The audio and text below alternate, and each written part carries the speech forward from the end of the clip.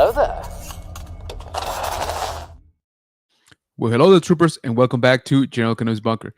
Thank you so much for joining us here on another episode of The High Ground, episode 102, which is funny because we're going to talk about a two, version here in a little bit. But yeah, thank you so much. God, it feels like it's been months since we've talked to the Bunker Bunch, doesn't it, Mike?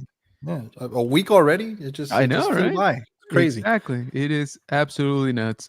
JK, we were here yesterday, but we're busy. There's a lot of stuff going on, guys. A lot of cool stuff going on here in the community. And we want to bring you guys the most up-to-date, news, information, and a little bit of a spoiler alert, even though it is on the title. A little bit of announcement for today. So yeah. Thank you so much for joining us once again. I hope that your week is going great. I would think so, because hey, we're here, in front of your computer, TV, or phone, or all of the above. And so that's already better.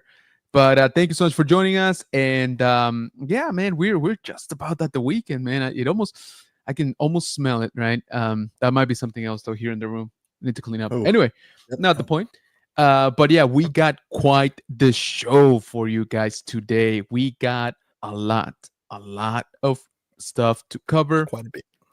We're actually gonna be taking, a little bit of a trip here, back down memory lane as well. So welcome to everybody. Thank you for joining us. Get ready, grab a little drink. Like I said, it's almost the weekend. It's all right. Yeah, so be ready because we're definitely in for a show today. So without further ado, we have, we got a squad basically, just about, of first of all collectors, fans themselves, right? And not happy enough with being great members of the community. They're like, you know what? We want to bring something to the community. We want to make it better. We want to create another cool, safe place, for collectors to come in, join, have the time of their life, get to talk to some actors, get to talk to some, amazing vendors, all of that good stuff, and just have a blast while celebrating their fandom for Star Wars. So without further ado, I give you the monster squad that is behind the Rebelscum Con. So we got Bobby, we got Kentucky, and we got Dante. Welcome everybody. Hello there. Monster Squad. Are we like Monstars or how's that? Dude, so it's funny you say that because so the kid has been on a discovery trip on a Teen Titans Go, right? Which I haven't watched in years. Turns out they're still going on. But more importantly, there's a movie literally called Teen Titans Go Watch Space Jam. And that is literally what it is. It's the little, remember the little aliens from the original Space Jam show up to the Teen Titans Tower and they discover they've never seen the movie. They literally sit down with the little aliens and they watch the movie. That's literally the movie, like, there. So I was like, I don't know what I'm watching anymore, but it made me watch Space Jam again. So I was like, you know what? I'll take it, And the kid is like, who's that guy? I was like, Michael Jordan? Like, he's like, yeah. What is he? I was like, wow, like I have failed you like in so many levels. You mean the sneaker guy? Yeah, exactly. And it's funny because the Teen Titans kept saying that. It's like, oh yeah, it's the guy that sells sneakers, right? And like they just kept going on with the references. But yeah, so it's funny you mentioned that because I'm like, dude, I just saw that like 3 days ago. But yeah, very, very cool. So yeah, first of all, thank you so much for making time out of your, what I imagine, busy schedules, to hang out with us here in the bunker. We really, truly appreciate it, guys. So before we jump in, I do want to say hi to the chat. They've been going off even before we started the stream. So let me catch up here quickly. We got Pablo Blackstar 9 saying hello there. What's going on, man? Thank you so much for joining us. We got the CEO of Nerd Affiliated, Archer, saying, General Kenobi, what's up, man? Thank you so much. We got the Dad Vader pulling double duty. Appreciate it. We got Pop the Bounty Collector saying, what up, cuss? What's going on, Ricky? Thank you so much for coming in, man. We got our guest saying hi. Look at that. Love it. We got Sexy Flexy saying, let's go. So you're talking to Captain Flex here, in what is it, in a week, right? Over at the Cantina chat over the Hyperdrive. So we got, I know, right? It's been a week already. You believe that? We got Rex from Millennium Workshop saying, good evening. What's up, man? We got LeBron Fed. What's up, brother? Saying hello, everybody. We got Ultra Carter in the house. We got the Legacy of Nerd. What's going on, Daniel? Saying, yo, welcome, man. Appreciate you. We got Virtual Cantina Network. What's up with the hair, Dante? Oh, what's up? Shots fired. Well, he hasn't seen me in a while. I think he thinks I still have the man bun. I couldn't curl my bangs today, which I usually do. I'm trying to go more for the Manny Jacinto look, but I dig it. Yeah, and there it is. That explains it. The comment says, I think Dante's jealous of Tucky's cocktail. It's very nice, though. I will say it is very nice. Absolutely. I'm not jealous of it. I respect it. We got Brian in the house. Good afternoon, gentlemen. What's going on, brother? Thanks so much for joining us, man. Good to see you. We got Raging Mando Frankie, our winner, by the way, of our giveaway last night. Have a great stream. I have to catch it later. Look forward to talking to these guys next week. Exactly. I was just going to say, he's also going to be with you all over at the Cantina chat. We got Nilda in the house. Appetite for Collectibles saying, hey, everyone. You guys, we're hanging out with Nilda also not that long ago. So, Nilda, great to see you, says Ultra. All right. So, one thing that we like to do around here in the bunker whenever we have first time guests such as yourselves, which is kind of funny. I was like, man, how come we haven't had these guys before? It's kind of crazy. We've been in each other's, I guess, like circles. We hung out at the last year, sorry, and I was like, it was definitely overdue. So first of all, I'm glad that y'all are here, but we do like to ask if you remember the first time that you fell in love with Star Wars. Who wants to start that one? Yeah. I guess I'll take that one on. So for me, it has to be the first time I can remember, or around when I remember watching Star Wars. It was late 90s when the Phantom Menace was close to coming out, and we had that VHS box set with it was the last physical release of the original trilogy, Nice. non-special edition. Tucky, you recently just got a box set of this. Yeah, I can see it. It's right there. Yeah. So it's the one where for A New Hope, it's got the blue lettering and it's got Vader on the cover. For Empire Strikes Back, it's got the purple lettering with the Stormtrooper on the cover. And for Return of the Jedi, it's got the Yoda cover with the magenta looking lettering. And then they open up with those. Yeah. With Leonard Maltin doing his interview with Lucas. And anyway, watching Star Wars on those copies was one of the things I just wanted to watch over and over again when I was a little kid. And then Phantom Menace came out on VHS shortly thereafter because I wasn't quite old enough to see it in theaters when it was out. So my first theatrical experience with Star Wars was Attack of the Clones. Nice. But yeah, that late 90s, just watching it on VHS is really where I fell in love with it. How did you enjoy that Jedi scene, seeing that in the theater? Because I don't think I remember. I remember I saw episode 1 and 3, but I don't remember seeing 2 in theaters. What was your experience like on that? Oh, it was the coolest thing ever. It was my first theatrical lightsaber duel. Seeing Dooku and Yoda going at it, it was the coolest thing, and it was fun to grow up. The next school year, next couple school years, waiting on Revenge of the Sith, doing our little lightsaber duels at recess, and one of my buddies, his name is Mitchell. I remember very vividly, and I don't know why, but he would always do the Dooku part. He would always quote Dooku pretty well for a 6-7-year-old guy back then. So always thought that was funny. That's awesome, man. Thank you. Yeah, and man, what a first, lightsaber duel to watch. Say what you want about episode 2, but people forget, of course, if you didn't leave it back then. But man, the hype when they announced that Yoda was going to fight, that's all they had to say.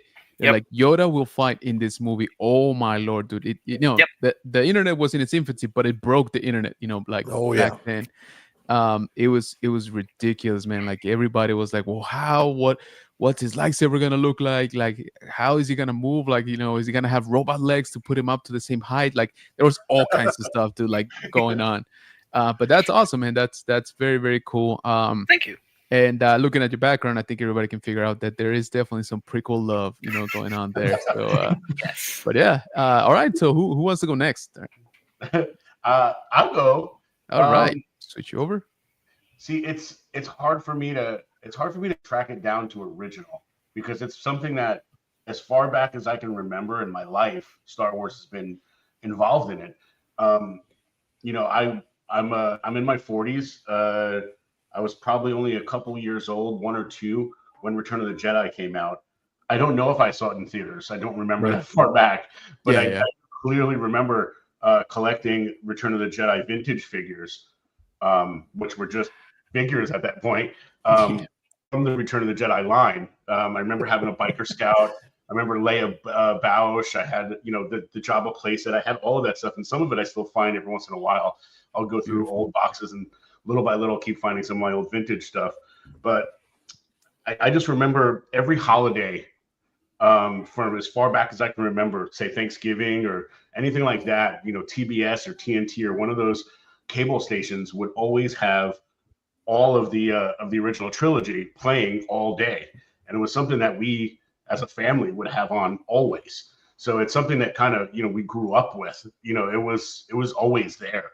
So I can't place where it started because it was something that was ingrained in me since, basically before my birth, because, the first 2 episodes, 4 and 5 were before me, but it was kind of just instantly kind of integrated into our lives, people that were born in the 80s. So it was always there and it'll always be there. That's awesome, man. That's gotta be cool because that was probably very weird for you, right? Of being like, you don't know if anything else is coming. I mean, it wasn't supposed to, right? Like, no. These are it. Yep. These are my 3 movies. This is it. I mean, it's kind of like the people who see. I was too old to be watching the Clone Wars on TV as it was happening. So like that gap between like 6 and 7 for people, I never experienced it because I got to come back and watch the whole thing together. And it's something I got to chat with Ashley about the first time I met Ashley. Was, she was like, oh, well, how long have you, been into the Clone Wars and Ahsoka and as a character and whatnot? I go, I just got to watch the Clone Wars. Like it, I was late to the game on it because I was an older kid. I was out doing life, and then got to come back and experience it all together at once and binge it, unlike most people. And I got a completely different experience from it because of that. Tucky, the real question is, did you watch it like in order it was released, or did you actually get like the guide on how to really watch it? No, I did it the proper way. I went and Googled, and That's awesome. I found the form and I watched it chronologically how it was supposed to be watched, but not how it was released to the public. Yeah. Smart. I hated that because you guys, I don't know if you remember when Disney Plus, kind of first started, they actually had it configured where you could do that. Remember? Really? There was a I forget what to call it, but basically like a setting. Whenever you would go into the section for Clone Wars, there was an option there to watch it. I forget what they named it, but like chronologically, I think. But chronological to the story or story mode or something like that. I forget right now. And I was like, dude, this is awesome. And I started, and then they took it away, like, and I'm like, why would you do that? It was already there. Like, why would you remove something that you already spent the time to do? I don't know why. As we go further into the future, that we take away technology. It doesn't make sense. No, I agree. I wonder if it was like up for debate, like what it is. But then again, StarWars.com literally has it smack dab broken down. It's like this is it. They even had the arcs too. Breakdown. I remember that. Like they had the you want to watch this arc? Yeah, it was like really early, like when they got it though. So I don't know. Hopefully it comes back. One of the things I really like about it, or well, not necessarily like about it, but find funny with it, is how the first few episodes and the movie are so randomly placed within the first 3 seasons. Because like the first few episodes, you're like, I think it's season 3, and then I think you jump to like season 1 or season 2, and then it's the movie. And then it's back to like an episode in season 2, and then an episode back in season 1. Yeah, I was like, guys, I respect, you're trying to keep like the spirit of the trilogies, but I'm like, at some point we gotta stop, guy. Like I'm getting dizzy from this. Like I don't know what the heck's going on, because I just got all saw the yarn everywhere, trying to plot it out, trying to map it. The thing that got me is, remember when and now the internet's gonna come at me, but Clone Trooper who gets taken out at the Rishi facility, yes, Heavy, and then like 2-3 more episodes like further down, and he's back, and I'm like, okay. I was like, wait a minute. Yeah, I was like, I totally missed something. I was like, this is, I was not paying attention at all apparently, and so and then they're like, clone the clone. Exactly. I'm like, and this is the training, when somehow they first Heavy got together. I'm somehow like, Heavy is back. Somehow Heavy returned. Yeah, I was like, okay, I'll roll with it, I guess. The OG. Yeah, exactly. All right, Dante, you're up, man. So yeah, I mean, my fandom started. I mean, I'm a '90s kid, so obviously, episode 1, Phantom Menace was like a big thing for me. Parents tried to introduce the old stuff to me before I wasn't having it, Wild way to say that. Yeah, I mean, okay, the OG. That's a wild way to start that. Well, I mean, as a '90s kid, that's like at least '93. So when was the last movie? Like, what year was it? It was at least 10 years old, right? Yeah, at least 83. more than 10 years old. So 83 was when. Yeah, 83, 84 return. 83. Yeah, it's like so it's like, and then you tack on my age, it's like, this is old, and then like I get to 5, when I actually can like stuff and stuff like that. So it is old. It was old stuff to me. I guess it still is, but that's how I thought of it in my head. I was like, what is this? Like there's all this technology, and like, well, I mean, it's funny looking at it now, but compared to what we got and what I saw, like some people are like, oh, I love games for graphics and stuff like that. Like when you're a kid, I feel like that's how you gravitate towards it. So episode 1 came out, fell in love with it. Everything was shiny, everything was nicer. I actually didn't really get back into original trilogy until episode 3 came out, because then my dad was like, well, I have a funny story about that too, and I actually had to fly to Chicago now to because I owe him a birthday movie. The quick story around that is, hey Dad, I'll take you out for your birthday to go see Revenge of the Sith. Okay, cool. I forget my wallet, of course, so he paid for it. So not really. So I'm actually gonna fly over there to see it with him. Switcheroo. Yeah. It's funny because I had like the whole 90s kids will remember this, like the trifold Velcro, Darth Maul. Nice. It was all red, everything like that. That was my wallet, and I left it. I had like $20, which would have done it back in the day. But I know you probably would have gotten at least a couple of drinks with that too. Like right. It was probably tickets and drinks. Exactly. So episode 1 was my thing. I actually dropped some in Dropbox. That's my earliest photo with Star Wars that I remember. It's me and my sisters. They're nurses for whatever reason. They did not end up being nurses, which is kind of funny. But I was little Annie for Halloween, and that's just me. That's the one I always remember. Like I always remember just being so amazed about the whole thing, and the wonder of it all. So that's how I started. Let me share that here real quick. Look at that. I love it. That's awesome.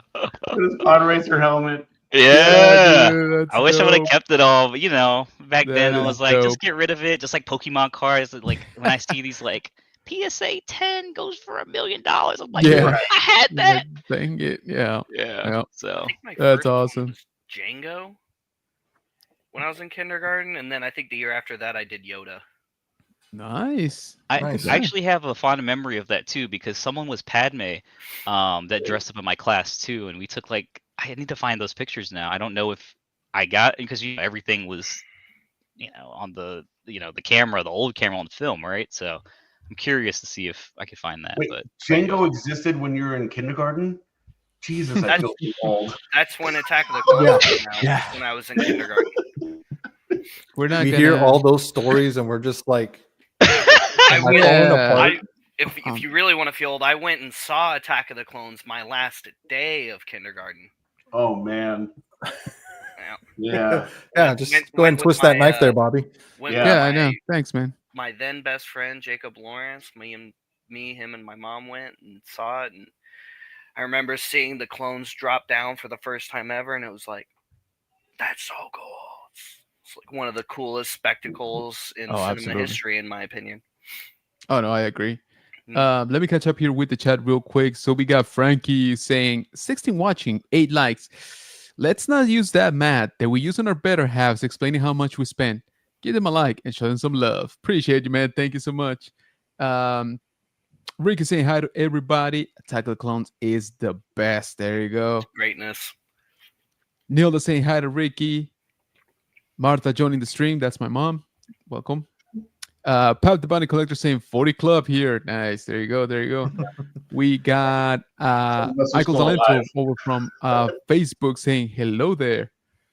We got George Mills like, you guys should be talking to a 70s kid that watched the original movies when they first came out. Someone old like me. Oh, dude. Yeah. We'll call you lucky. We'll call you lucky in that sense for sure. George, who typed that out for you? That was really, that was too good for the print on Facebook. We got Chris Elliott. What's going on, brother? Welcome. Saying, hey, fellas, what's up, man? By the way, congrats on picking up that chicken walker, from Hot Toys, man. That thing is sweet. Oh yeah. Action Joe Fix saying, hello, fellas. What's up, man? Thank you for joining us. We got Will from Will of the Force saying, Ricky, you don't look a day over 60. There you go. LOL, says Ricky. We got Bradley Vander also from Facebook saying, good evening, gentlemen. Welcome. Appreciate you joining us. Bryant saying, Attack of the Clones marketing was amazing. I remember the yogurts that were glowing. Oh, dude. Yeah, those were peak. Oh, yeah. Dude, yeah, you know what I saw? Yeah. Man, actually might have even been at Rebelscum. Now I don't remember. But last year for sure I saw sealed cereal boxes. The two cereal boxes with like the metallic, like the foil, packaging. Oh, dude, they were gorgeous. And it was, I remember it was like the red was the dark side, and then the blue, had Anakin and stuff up front. Man, they were so nice, and I was tempted, but I'm like, I gotta put this in the bag. I was like, I know me, I'm gonna try to eat them. They're they're so old at this point. Yeah, horrible. Exactly. I'm like, you're gonna get hungry on the plane. You do it exactly. I was like, I'm gonna be munching on these things, and then it's all downhill from there. But then I was like, I don't think expiration dates were invented back then, so I was like, I'm probably safe. And I was like, no, you know what? I'm not gonna do it. That's how it works. I'm pretty sure that's how it works. They definitely had expiration dates. No, but if you don't read the expiration yeah, exactly. date, it doesn't go back. Count. That's the real we're question. coming up. They've been around for about 100 years now.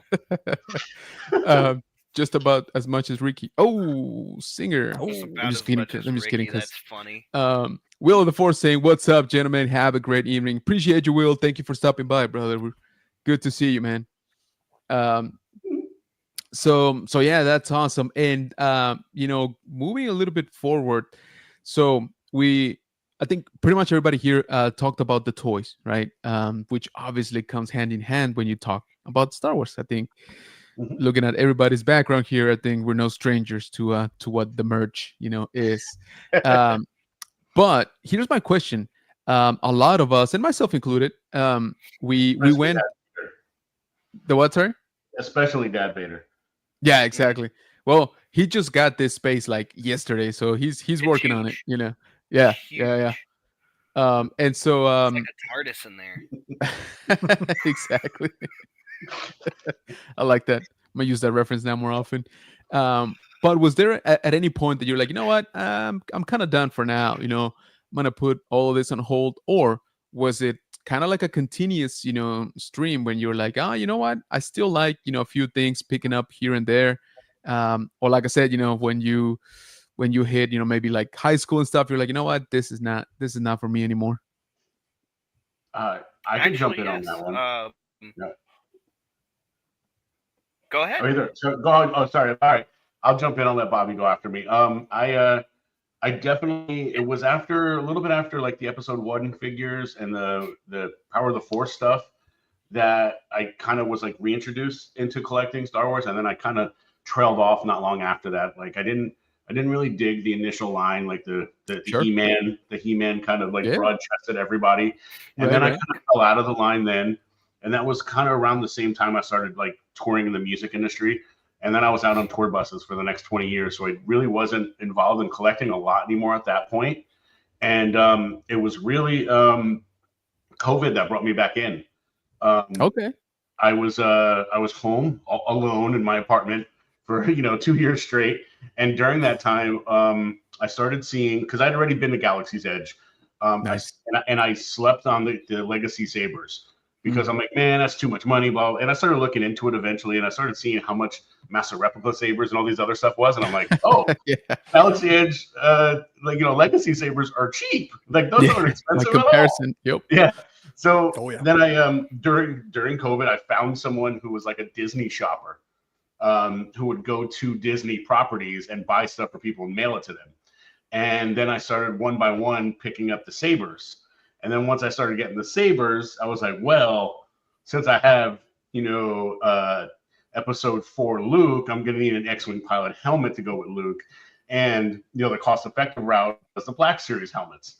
So then I started collecting all the Black Series helmets. And then I started adding Black Series figures to go with the helmets and the Sabers. And then now it's, now I have all of the Black Series helmets, all of the Legacy Sabers, and all of the Black Series. So nice. But, where did you get that X-Wing from? Why'd you have to get that helmet? Which one? The X-Wing that pushed you over the edge. What you mean the X-Wing? Oh, you mean like the lightsabers that started it? No, the Lucy X-Wing. Oh well, I did get one of them from Order 66 Toys. But I did not during COVID. I moved from New Jersey to Texas. It wasn't long after I moved out here that I found that there was like 2 competing like Star Wars toy stores, and eventually I found out that Order 66 does this live sale on Fridays, and that's when I started really going heavy into recollecting and like collecting more than I ever have before in Star Wars stuff. And then obviously, started going down to the store and became friends with Bobby and Josh, and now we're partners with a convention. That's how they get you.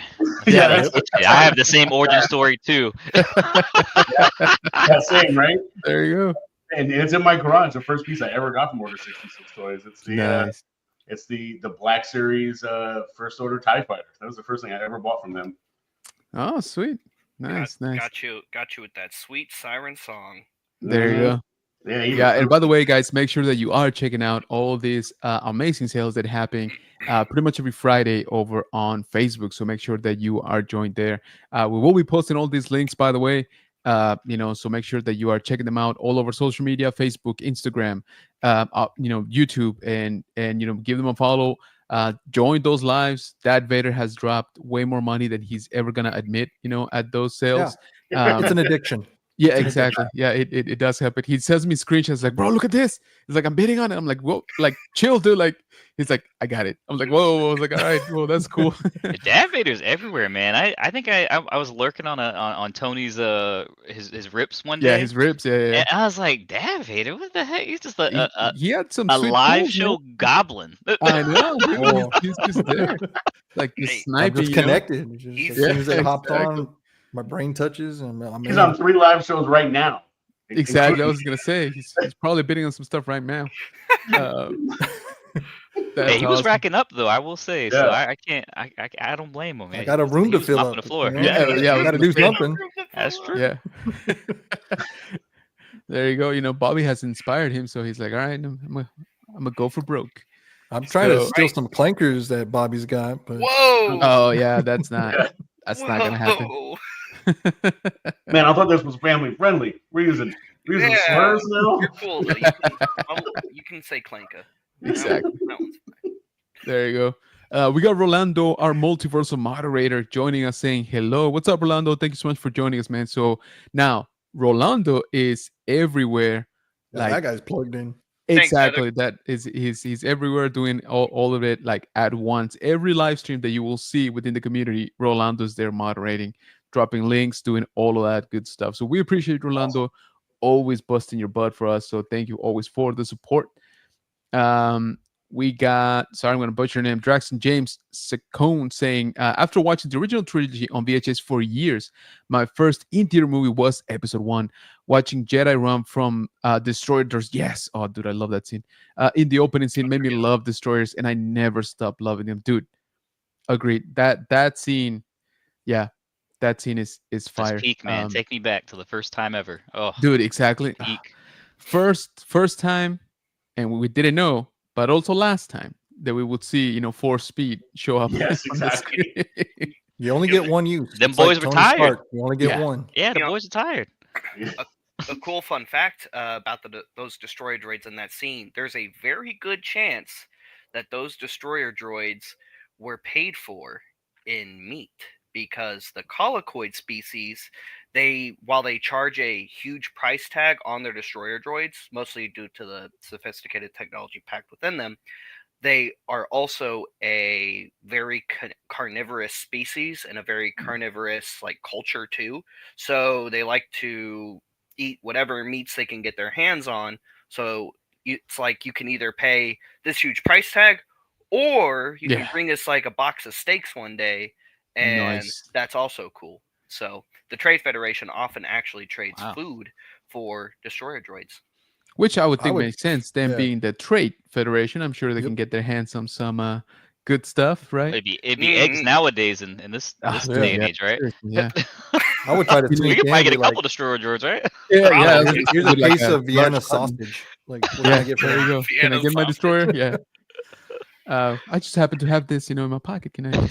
Right. Just have this 6 dozen of eggs real quick. Got that thing on me, I got this big turkey. Network says, Tucky likes those burrito smugglers.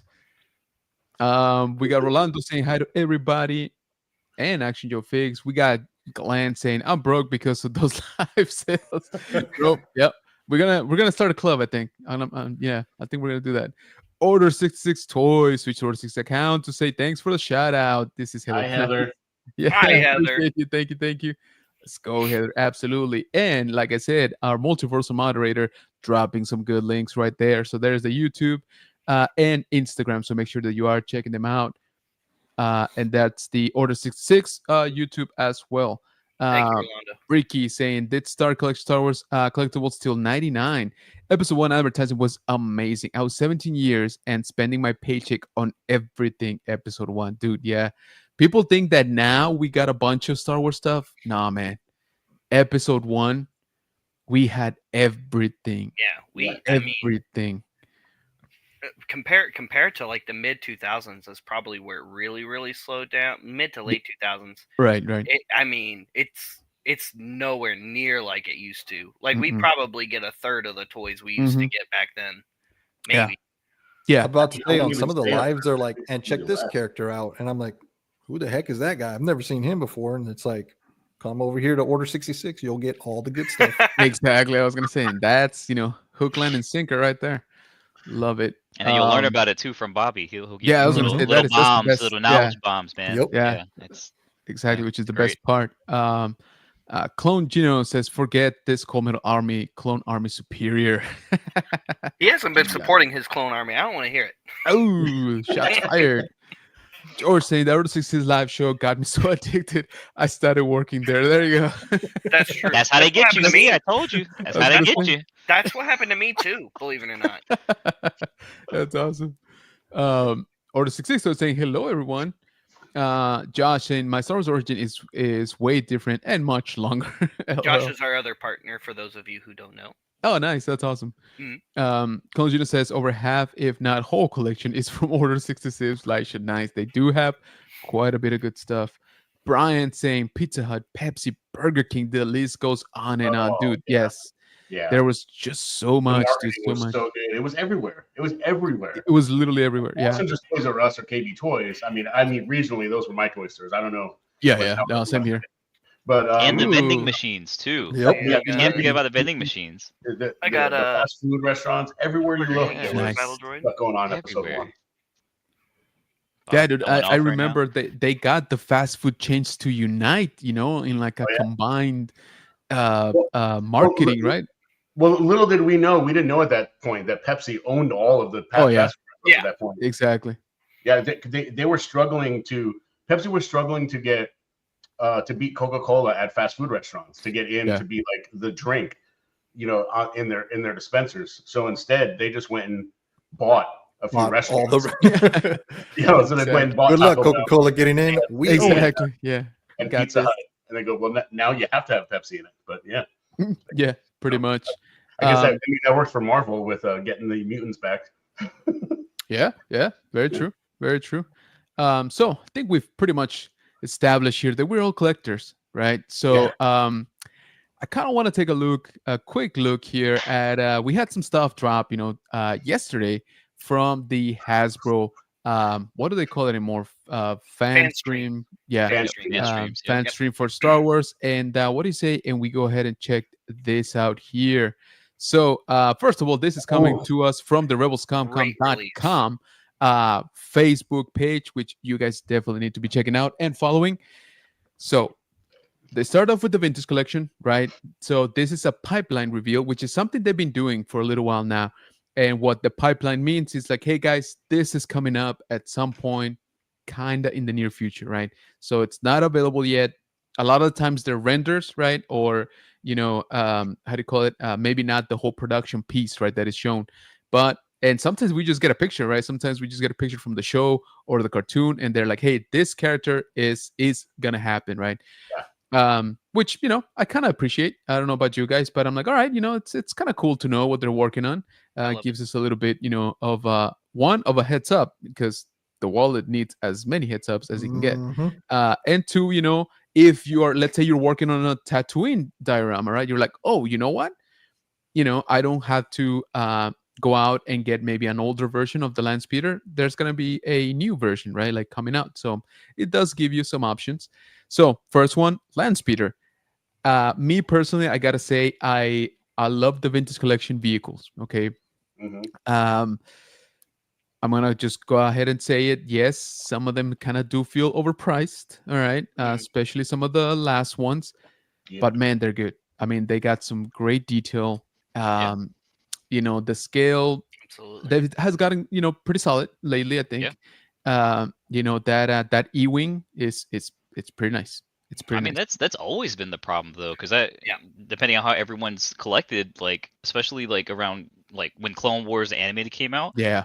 You remember when like all those were on clearance just because it was just a lot of money at that point, and it still is. And it's so funny because everyone wants the vehicles, but then no one wants to shell out for it. And I hope that changes, because there hasn't been that many since then, really. Shoot, you go back to that time, it was like bang, bang, bang, bang. You get a vehicle kind of thing. So, dude, remember that there was like a 3 year, maybe a 2 year, where we had an AT release, like boom, this is the which one went first? The AT-CT, the one from Rogue One. Yeah, no, and then $80 back in the day. Yeah. No, the back-to-back releases I think he's talking about is the it started with the Legacy release. Yes, and then we had it was the VC reissue, and then the other VC and then the exclusive, I think, no? Yeah, exactly. Yeah. So what, like 2 or 3 years in a row, we had like boom, boom, boom. I'm like, bro, like chill, the guy with the hot diorama was like, yes. Yeah, for sure. For sure, dude. The Falcon. The Falcon. Yeah, exactly. Which I still, kick myself over the head not getting the Target exclusive back when it was on clearance. I didn't find it like heavily discounted, but the Smuggler's Run version with Hondo. Yeah. Is that the one you're talking about? That one's great. Yeah. That one. I don't. I remember when that was on clearance too. Yeah, like, that is the best version of the Falcon. I know. Right now. Yeah, it's so good. Yeah, no, I agree. I'll eventually own it again, and of course, I'm gonna pay 3 times what it was worth back then. But still, the one thing I do miss about vehicles that we had, like you mentioned, like back in Clone Wars, for example, is the little like I don't know what to call them, but maybe like scenes, maybe not full on dioramas, but you would have um, a republic, chicken walker against like a couple of stabs, and stuff like that, right? Like all kind of neatly set up in like a nice display. Like if you wanted to keep it in box, that was pretty good because you had the background and stuff like that. Battle packs. Yeah, exactly. Battle packs. Battle packs. Yeah. Don't get me wrong, that would be pretty expensive today, right? By TVC standards. But that's kind of what we were talking about, right? I feel that TVC is the only one that's kind of keeping the vehicles, alive, right? And even then, we haven't really had that many. Well, kinda. Now it's actually getting a little revitalized more with the Epic Heroes line, the current quote unquote 4-inch. Yeah, right. Star Wars action figure line that's kind of 5 POA, not quite 5 POA. I guess we'll just call it the budget line for now, since some of the figures are straight up 5 POA, but some of the others have slightly more. I don't know. This current line kind of reminds me of the days of Power of the Force 2 through Power of the Jedi specifically, just in the stylization of figures, the way they're doing the accessories, some of the vehicles. Like how the N1, because we also got a 3 3/4 N1 with this line that's really cool in comparison to the VC one, where you can rotate a section on the engines and you've got the translucent blue part, like that part. Right. Hasbro's been branching out in addition to TVC, which is really cool. I wish they would also showcase it like they do TVC Retro Black Series when they're doing these fan streams, because a lot of fans don't know that there's actually other stuff still coming out, including speeder bikes that blow apart again in 3 I did like scale. Yeah. We're also getting a swoop bike in 3 3/4 scale that blows apart at some point. We're getting mech suits. You know how like recently we got the Lego Vader mech with the little storm. Well, now we're getting 3 3/4 versions of those. Where we're gonna get a Vader mech with a telescoping saber arm, which looks really cool.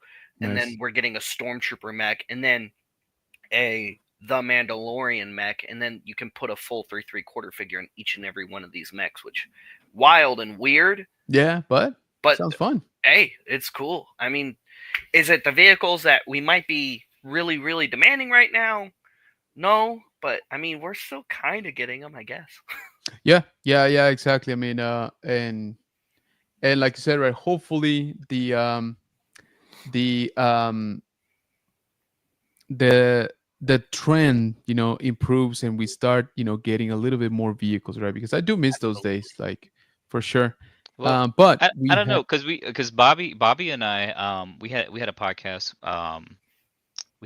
we did just talking just overall about TVC and whatnot, but it is very interesting because like while we do say that, like I think about it being the marketing guy, I think about it from like the business perspective, like how much space it takes up, and space is money at that point, right? So especially if they're to the point we started on, if they're overpriced or priced a little bit higher, even with supply being down, like because this hasn't came out 11 plus years, right? It's been over 10.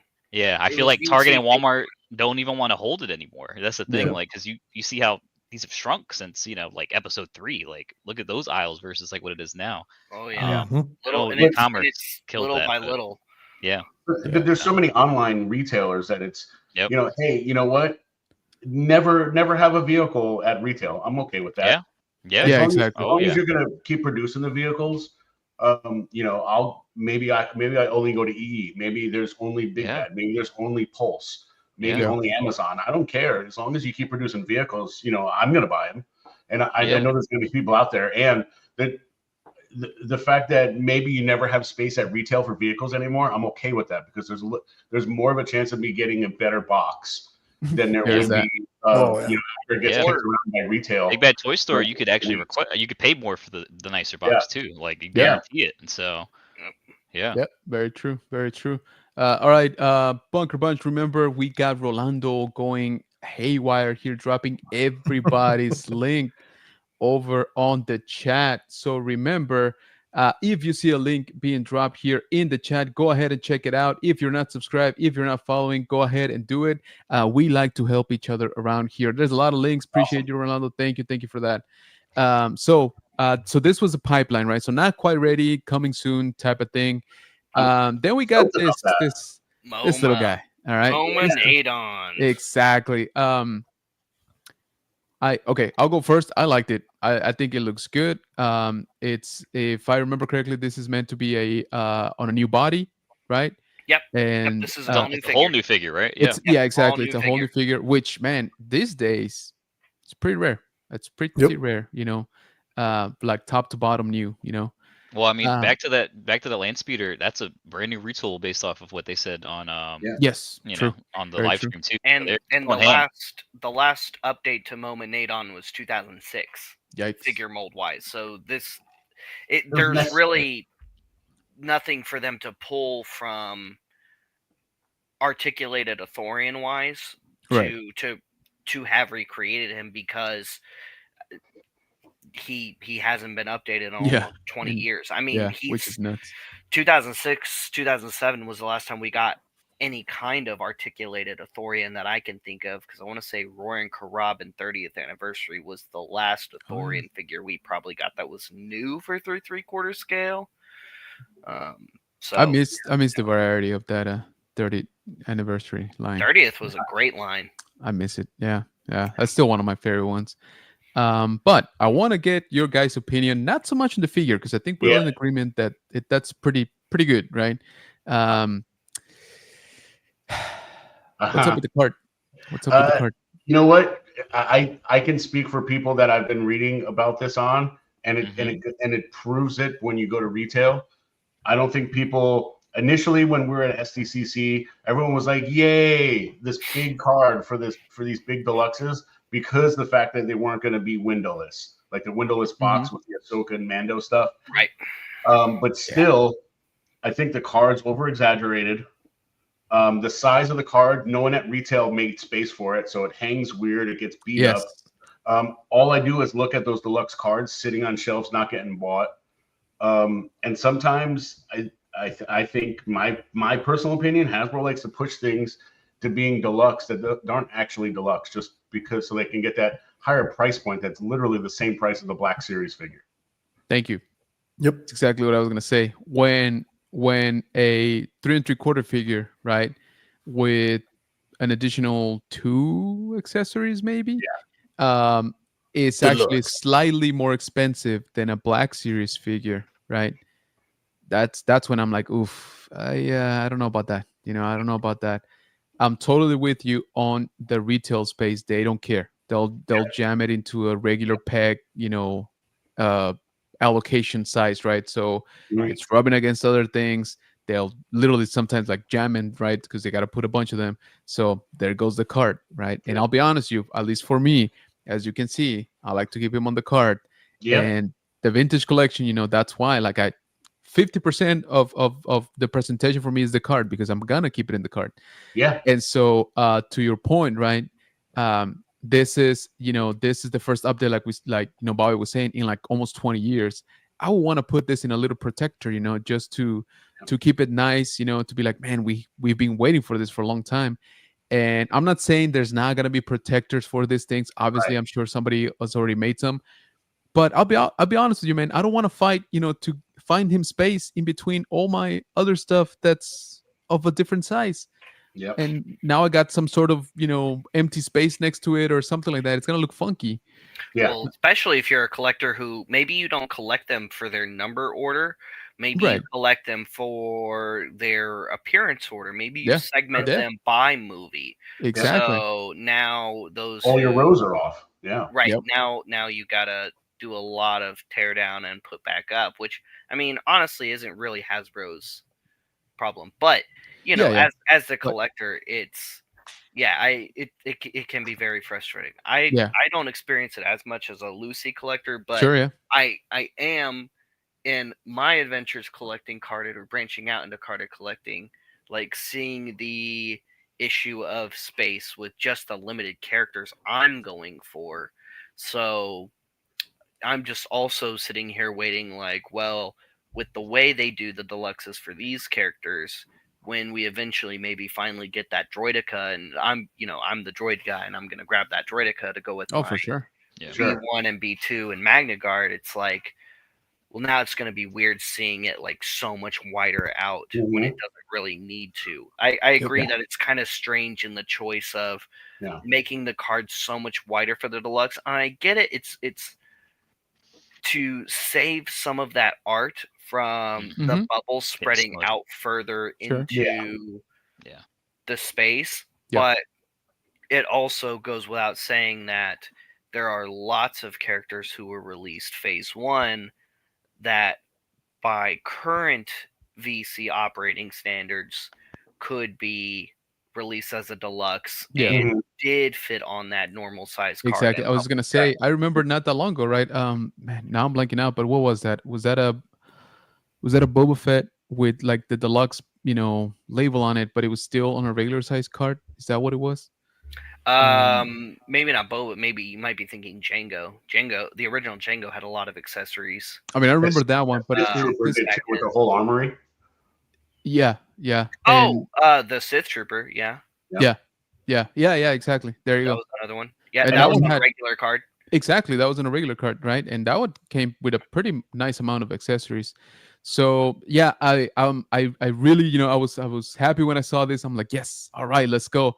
Then I saw this and I'm like, dang it, guys! Like we were just there, like finally new figure. And why? So yeah, we're gonna keep going here. Oh wait, so one more thing. Sorry, before we move forward, one more thing we're not taking into consideration here is now not only is that deluxe box going to be wider and stuff, now it's going to be depending on the figure, the depth of it too. Like this, and Ithorian's head's pretty deep. So now that bubble's going to be deeper. So if you're into those form-fitting like star cases, now there's gonna have to be a deeper star case as well as a wider and deeper or a wider and shallow. Like it's just but sorry, now we can go ahead. But I'm just saying it's just No, I think Bobby read the same comment I just did. I probably did. Is it the Cosmo Zubio one? The studio incoming. Let's go. Yeah. Now that I'm pre-ordering, bro. That's gonna happen. Take my money, Hasbro. Exactly. I will say all of this talk is why I decided I'm just going Hot Toys. I can just get one every once in a while. Look at it, super pretty. I'll put the box somewhere. Don't have to worry about the box being pristine. I'd love it to, but I store my Hot Toys boxes. Yeah. So it is, better look at the packaging, and the figure. Again, nothing wrong with the figure. Quite the opposite. No. But I love the Power of the Force 2 cannon. I love that we got the Power of the Force 2. I've been seeing a lot of people take the because it is like pretty much double the size. But I've been seeing a lot of people take the original Power of the Force 2 release and put it with their Black Series Mominate on. And it does look really good. I haven't gotten a Black Series MoMA yet, but same. When I get a hold of mine, like I'm totally doing that. I'm excited about Ponda. Ponda Baba was a very, very good reissue. With the Cantina coming out. I love that he still has the swappable suction cup hands. I think that was really cool. The breakable arm. Yeah, I mean, come on, you kind of have to, right? Which is great. I will say this too, being a Hot Toy, that scale. It's kind of interesting how I feel like they're just all on the same schedule. And Bobby, you might be able to shed some light on it because I'm not too sure of the back workings on it. But Kit Fisto was one that got a Hot Toys, and then Hasbro announced theirs. I mean, even I believe they had one earlier, but they didn't have to repack it in episode 3, as we kind of discussed, right? Hot Toys did a Kit Fisto previously? Yeah. Well, because I know Sideshow did one a long time ago. No, I think it might be Kit Fisto. I don't know if Hot Toys have done a Kit Fisto. Let me double check now. I'm almost certain, but they did do like Savage was one of them. Well, for sure, I know. Now Hot Toys was like, hey, let's do it, and then Hasbro was like, hey, here's ours, kind of thing, right? There's a lot of different like synergies that I've been noticing on that. Like it's kind of like a sneak peek of what Hasbro probably might do because Sideshow specifically. They've had their Scum and Villainy line come out this year, and then now we're kind of seeing them all creep back up. So it's all very interesting. Well, believe it or not, on the merchandise side of Lucasfilm, there is a lot of coordination between Lucasfilm and their licensees. They actually have a very involved team of people who are constantly working with Hasbro and Mattel and Lego and Regal Robot, Gentle Giant, Hot Toys, just to name a few. With their product lines, with their anniversaries, with whatever special event happens to be going on at the time, which is also why you will typically see like a consistency in logos in those anniversaries, because it's coming down from, you know, the top being spread across these licensees versus, well, what if we do this one day, and what if we do this one day? And there's still a little bit of that in there, but there's also a, well, we're also doing this week, you know? Yeah, which is good. I mean, don't get me wrong.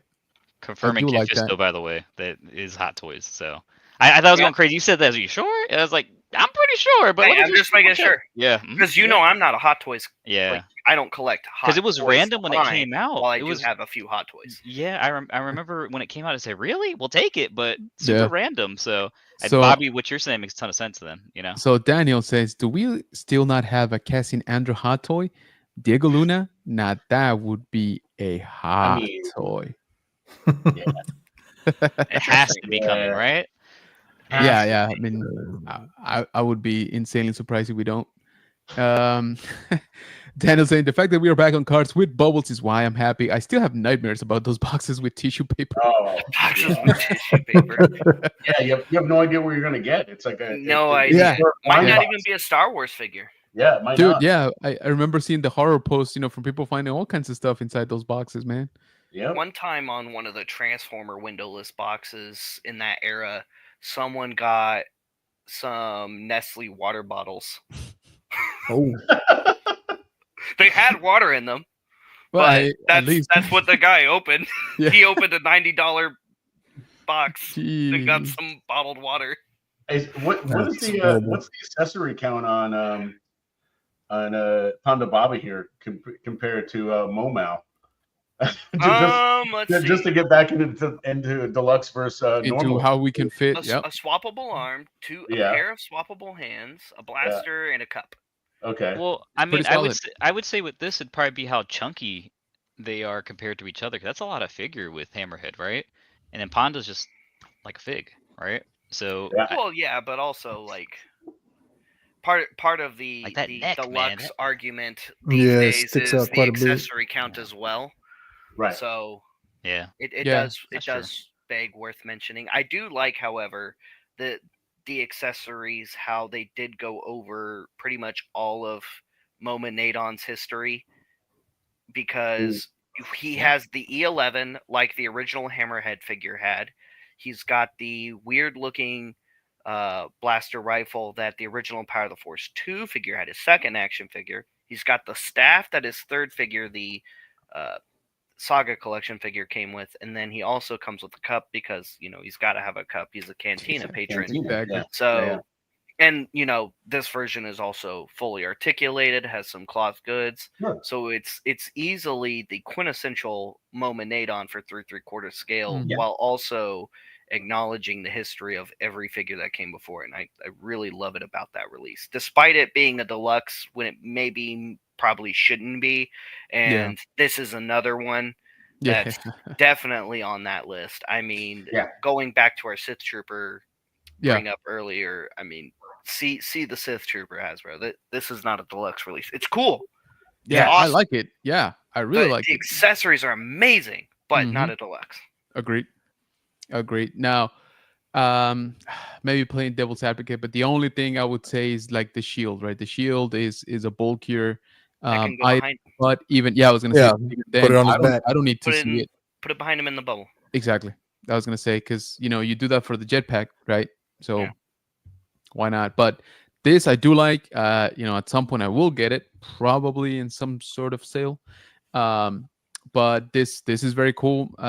Coming over from Mandalorian Season 3. We got like the riot control, configuration going on here.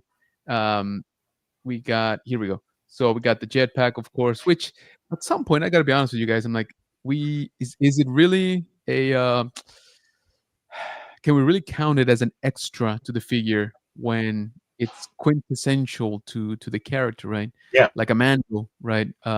Especially being an army builder. Yeah, exactly. Right. That was Especially being an army builder. Yep. Like, we're not looking at, John Super Commando here. Yeah. The captain of the guard, the special unique unit who should have all of these awesome accessories. This is meant to be an army builder. This is meant for you to buy multiples of them. Yep. Which is another reason why having it as a deluxe price point release makes it harder as a fan and a collector, especially those who are loose collectors who are wanting to army build this guy and are now definitely going to be gun shy about it because of that price point. Well, imagine you want a squad of 4, that's $100. Yep. Yeah, that's a lot. That's especially for 3 3/4. Exactly. For Black Series, I'm like, okay, that's normal. The norm. That kind of tracks, but for 3 3/4. Yep. No, I'm right there with you. I feel for you, VC collectors. That's part of why I stopped collecting 3 3/4 almost a decade ago. Yeah, it's almost every armor builder opportunity comes in with a steep price that of not necessarily price like a dollar amount, but just something that just like crosses that ticks a box that's like that really wasn't necessary. Now I will say though, like I'm still forever jelly of 3 3/4 because y'all get way more accessories and vehicles. While y'all may not get as many vehicles as we used to. You still get way more than anybody in Black Series does. Yeah. The sad part is they don't even open it though. That's like the sad part about the whole thing. Like I know a lot of VC collectors are like, I just like look at it's a art piece sometimes, right? Depending on what you get. So sometimes. And you'll have y'all's only HasLab didn't fail too, so. Our only HasLab did fail. We've still only gotten the one attempt. That's not our failure. That's not our failure. I still want another chance. Right. Revive the Rancor. Revive the Rancor.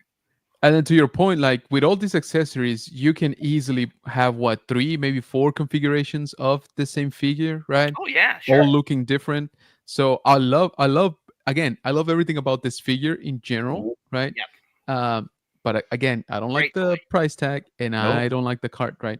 The card size, I'm totally fine with this art. That looks, fire. I like that. The combination of the colors, everything. I like everything about it. Like I said, it's just the size and the price. It's just not quite there. I wonder if we'll get another release of this Mando without the shield and the baton, just the blasters. Right. Yes. It's just like here's the regular mainline release. Yeah. And then eventually we're gonna get one of those army builder packs, with probably just the single. Yeah, exactly. We're gonna get the what is it, the red marking, right, for the commando, and then or the commander, and then just regular single blaster, right, on each one of them, and then that's it. Stick them in a box with toilet paper. So cool figure again, very cool, but Ooh, that next one, no. Now we're gonna jump here in more of everybody's territory here. Ooh. Now we're talking. So, goat. Black Series, we got Moff Gideon, Dark Trooper armor. This is nice. I'm this so is excited. Nice. No notes. Moff Gideon clone. No notes. What? Yeah, exactly. They misspelled it there, but So here we go. Obviously on the look of the with the armor from Mandalorian season 3. I like this one. So good. I like this one. Oh, it's so good. I love it. Goods. The cloth goods. Yeah. With how good it looks, I'm glad we had to wait a little while for it. I'm okay. I'm okay now. Yeah. Now I know it's coming. Yeah. Yep. It was worth the wait. 100%. It looks so good. And again, no hate on the other one. I love the other figures so much. It's weird to me how it's weird and unfortunate to me how cheap his other figures are. Agreed. Because I don't think that they've whiffed on any of the Moff Gideon releases. No. It's just I don't know. He's such a great villain. Yeah, Yes. our Ollie's here in town was flooded with the Yeah. Mine too. credit collection Coin. right? Yep. I love yeah. that. That's my favorite version too. And I was gonna say, and I really like it because one, again, I'm a sucker for cards, so I love to have Black Series on a card. That's just me. It's gorgeous. But two, the colors, I actually kind of really like the colors on it. Yes. And I know it's a so much repaint. better. Yes, exactly. I was gonna say, but the saber, I think they did a phenomenal job with it. And dude, it's what, $8, and it was peg warming. Like, Yeah. there was Like an crazy. army of them. It's worth it for the saber. Yeah, exactly. It's worth Right. it just All for the saber. clones versions of them, There you go. Yeah. Exactly. Absolutely. And then this one also coming from the Mandalorian season 3, we got the Praetorian Guard. Hang on one second. I gotta be honest with you guys. I kind of like the design of this guys. I think this might be one of my favorite whatever you want to call them, guards, right? Red clad guards, in general. I really like the design on this ones. I think obviously ever since in the show, I really did like the way they were portrayed too. So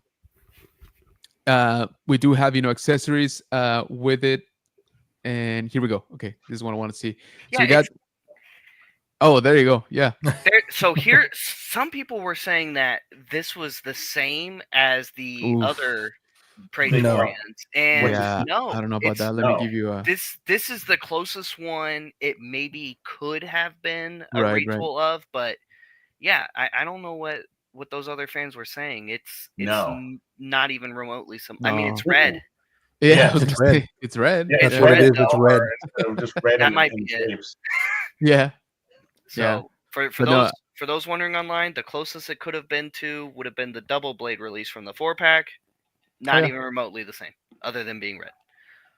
Agreed. So this one, if we're keeping score, this is a pickup for me. I really like this one. Yep. Soft goods again, which give me everything with soft goods. Honestly. Yep. And so Mr. Soft himself, Bobby over here. That's hashtag soft goods. Exactly. Yeah. There you go. I like that. So yeah, I'm all about this one. I really like the way it looks. Accessories look good overall. I think it's a solid release. And then so we got something new. All right, we got something that technically we kind of saw already. But it is why you're not showing. Rook, while you're pulling that up, Daniel Perez actually pointed out Moff. They said that Moth jetpack does not removable. I thought I heard that too. Is that? Oh, really? Yeah. So, but they said they did it because they wanted to keep the cape flowing essentially on it. So I mean, I'm fine with that. It doesn't need to come off. I wasn't gonna. And you don't have to sell it. I'm sure if you pull hard enough, you can get it off anyway. I doubt that it's molded. All one piece, but I'm kind of bummed. But does it even come off in the show? Did it come off? I don't think we saw him enough to. So yeah, that's what I'm saying. So as far as we know, it is attached to the armor. That's a real bummer for me, guys. Because I don't know about y'all, but what I like to do is I like to take my figures and let them their ability to fly. Well, no, I like to put them away in their bedroom in their Moff Gideon dream house. Yes. Yeah, I'm done playing with him at the end, so I got to take his jetpack and his armor off and let him go to sleep when he's done. That makes sense. And now I can't do that, so Hasbro, you got to redo it. Yep. Redo it. Side sleeper now. Yeah, he's gonna get tired real quick. Night sleeper. You gotta be able to chill out. Wind down, belly sleeper. Actually, that's exactly face down. That's awesome. And so the next one we got is a little bit of It's a spoiler, isn't it? I mean, well, apparently I was gonna say we've seen a little bit chunks in the trailer. Yeah, a little bit of chunks in the trailer. Some spoilery. But it was assumed, right? Yeah, but I will say that I don't know that had anybody thrown out the name, CNR. No. Sinar. Yeah. No. That's the only thing that I was like, oh, that's a spoiler. Yeah, exactly. That's why I was like, dang it. But he's got full on TIE fighter armor on. He's got the chest plate. I don't remember that when he was in the cockpit in the trailer, but it goes by so quick. Maybe it was. Yeah, he has orange. He has I orange do remember more trailer. of an orange look to it. Let me see here the pictures. This still looks red to me. I don't know about y'all, but this definitely looks red to me. Yeah. Yeah. So, and I do remember it because when I first saw the trailer, I remember thinking, is he in an X-wing, like proto pilot, suit? Because he looked orange, like straight up. Right. But then I saw this, I'm like, maybe I need to get my ass checked. I don't know. I don't know if it's just me though, but this is probably like my favorite TIE suit now. It does look good. Favorite TIE. It looks so sweet. Yeah, it does. It does look good. The streamlined, like angles on the chest piece. The helmet looks menacing. Mm-hmm. Trying to get a better look at it. They just Rogue One the TIE pilot. That's all. Yeah. It's like what they did with the trooper armors we got in Rogue One. They Rogue One'd it, and it looks so good. No, I agree. I am more of a on helmet type of guy. Cog on the orange, man, it looks so good. Yep. Let me see. And I'm not even I like that. I am, but I'm not. But man, I love the hoses. I love how the hoses go to the back of the head. Exactly. Yeah, instead of going to the chest box, I love it. Yes. It's just a mission. Yeah. Greatness. Yeah. So really like it. I did get some of the Inferno Squad vibes because of the colors, right? Yep. So who knows? Maybe somebody can probably mush both of them together and come up with a pretty good looking trooper right there. So, but I really like the way it looks with the helmet on him. I'm sorry, but that's nothing against Diego. Yeah. I mean, he's my boy, but so good. I was thinking all the different Andors they put out that look like crap. The face sculpt just not good. Like let's be real. Like if you want an army builder, cool. Like pop his head off. You could do army builder of Andors, right? But like just get enough of those guys, see how you can fit it on there, and you're perfect, right? I'd say they've been pretty decent since the Phase 4 Rogue One. Oh yes, I'm talking about the first one. The first couple. Those were I mean, here, hang on, I got one. I still got it from yesterday. Nice. Oh my god! It looks nothing like him. No, looks nothing like Diego. Bro, who's that guy? That's just some dude. That's a bro, man. Also, look how pale he is. Yeah, I was gonna say. That's not Diego Luna. That's Dave Luna. More like the first couple. That's Dave Moon. It's not Diego. It's Dave extra. Yeah, right. They sculpted an extra by mistake. Right. Come here and get That's actually what we speculate happened with the Kenobi Black Series figures. Was they used Warren Prue's likeness instead of Ewan's because the figures look more like his double Warren than they look like Ewan. Yes, that is crazy. It just keeps specifically in Black Series.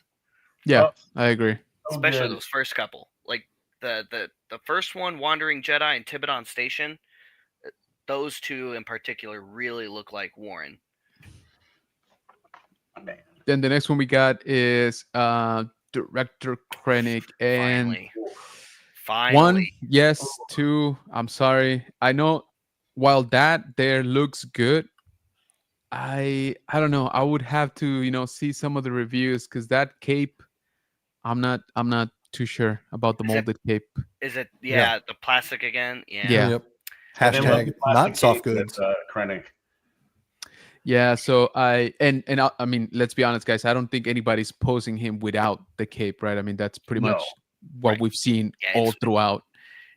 I mean, I guess Andor, maybe they might give us a reason to, right? They might, for sure. But like I said, I don't know. I still, and I, this here worries me a little bit because I see those angles, right, like on the sides of the capes, and while it looks good on this particular pose here with the arm sticking out, I'm not sure about like when he's just like standing there. Like, are those angles remaining? What's going on, right? So. I think overall the figure looks good. It's just I'm hesitant with the cape, to be honest. Yeah, it doesn't really look like a lot of the mold is very new. Didn't they say it was a new mold? I don't remember that for Krennic. I think they kind of like brushed past it. Yeah, right. I don't remember them. I thought I remember them saying it was new. Maybe they only just said updated a lot of stuff were new, but it doesn't. It doesn't really look. Is it doesn't look different to me. Yeah, the face sculpt, I think face so. is updated. Yeah. Okay. The face definitely looks better, but the body, especially in the arms and the legs, oh yeah, you see those looks the same. chunky boys right there. Yeah, yeah, working out. Yeah. Regardless, it's nice that he's finally getting updated because it was weird that they skipped him for the Rogue One updates. He was the only one who didn't get updated. Yeah, it was. Yeah. It was like you're right. We got new characters, we got new faces for everybody, but not him.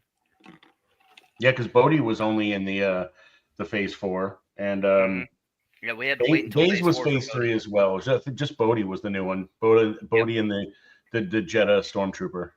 Jeddah, Bodhi, Saw and Gerrera, Saw Gerrera, yeah. Saw Gerrera, Antok, and Galen were all new. And everybody else was updated. Yeah. But of the characters that got updated faces, Phase 3, Krennic was the only face sculpt character not to get updated until now. Yeah. So Heather's saying is that I want to see some creature packs with the bubble, like a 12-pack of porgs. Ooh, yep. Buck approves of this. Very Heather. There's Heather wants porgs. Yep. Yes. Heather, we're getting TBC 4-pack Lothcats. Ooh. That is I've seen that. Yeah, that's pretty cool. That's nice. Mothman, did they mention the jetpack is not removable? Yes, apparently so. That's kind of weird. Ultra saying, all right, guys, I have to go now to go for Nerd Affiliates Live. Appreciate you, man. Thank you for stopping by. We got Mika says, any clones or droids y'all would like to see in Black Series? Ooh. Yes. No, God. How much time do y'all have? I was yeah, don't say, get that's me started. a whole stream on its own. The whole stream, yeah. That's a whole nother Just had to ask the droid question. So Moff Gideon, Mojo Dojo, Casa House. I like that. I would buy that. The sequence of the tie helmet reminds me of Star Wars Rebel stylized tie helmet. Yeah. A little bit. Yeah, a little bit. They definitely brushed past the mold. They only went over the face and hair updates. Yeah. That's probably all there was, to be honest. So yeah, like you said, overdue for sure, but here we are. Again, my only hesitation is that that cape. See, that's a nice picture. That's a better picture. Oh, I love that. Yeah, that's pretty good. I love that. It's such a good look. It's actually a really nice angle. It's a really good angle for that. Yeah, they did a good job with that. Yeah.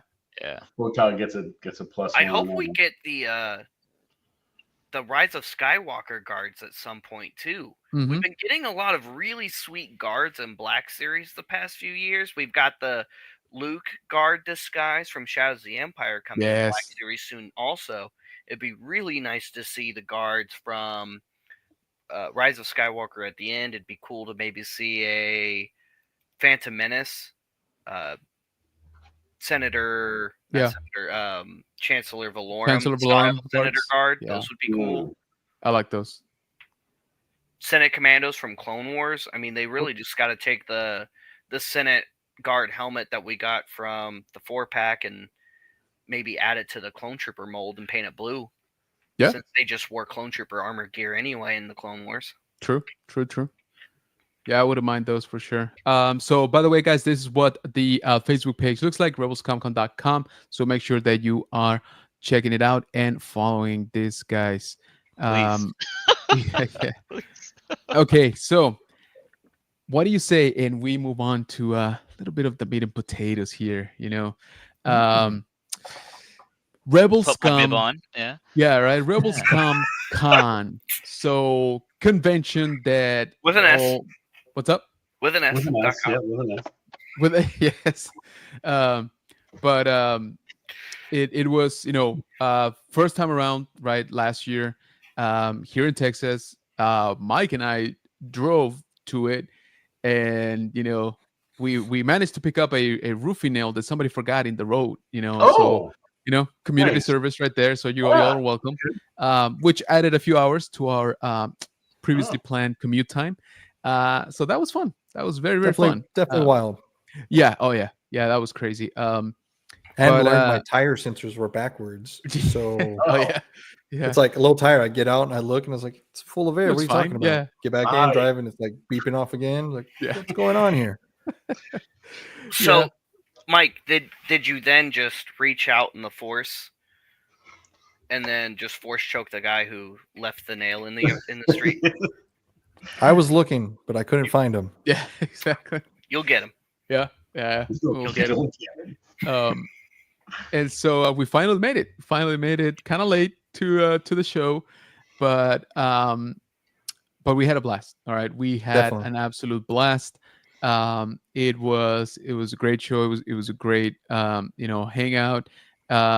Metric ton of guests. I'm not gonna name them all because y'all had what 44. 44. There you go. Yeah. So we had some cold cuts. Yeah, some quite a lot of guests for sure. And and then I'm gonna show here just a couple of things that I did wanted to bring up. Here we go. So got Bobby playing double duty. So not content with being not content with being the Wizard of Oz pulling the strings. He's like, I gotta step up to the plate. So Bobby did a ton of panels at the show.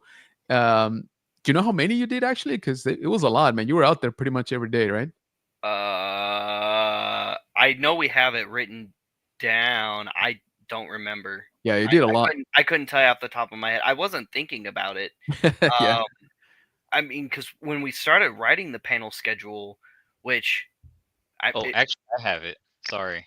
Oh, do you? When we started writing the panel schedule, his screen is frozen. It was pretty close to the end because it also we were also still booking guests super close there because more and more people just kept wanting to be involved, especially towards the end there. And nice. Especially as our first show, it was hard to go, no, we don't want you coming out to our Star Wars fan convention as a Star Wars celebrity actor. No, like, how do you turn people away? Yeah. And so I have 49. We just kept writing panels and kept making more panels because not just celebrity guests wanted to be involved, and we had a lot of cool actors and actresses that we could group together, not just because they were people who might have worked together on a movie or a project, but because they played similar characters or characters that would be grouped together in Star Wars, but maybe they've never interacted, and they had so many cool stories that they got to share with not only each other but with us. Yeah. And that was a lot of the fun. So when we were coming up with those ideas, we were like, well, write that one down. Go ahead. We'll find a place for it on the schedule later. And then we also had all of the community members who had their panels too, from people who were in the 501st Rebel Legion and those groups to people who were other influencers like Danielle, for example, who is our Padme Amidala cosplayer, and she hosted our ladies cosplay workshop. So it was really cool to have all of the variety of panels. I probably did close to half of them.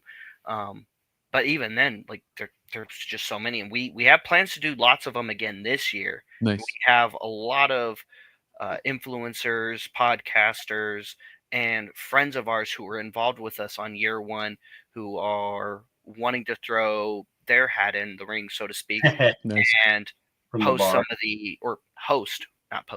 some of the panels we have going this year. So luckily, I won't be as back and forth between panels this year. I'll have more time to hang out with all of you guys. Yeah. And get some chicken strips because you didn't eat dude. Yes. We're like, somebody feed Bobby like now, please. Yeah. I mostly lived on like a kind, not kind bars, like maybe a kind bar or two a day. Yeah.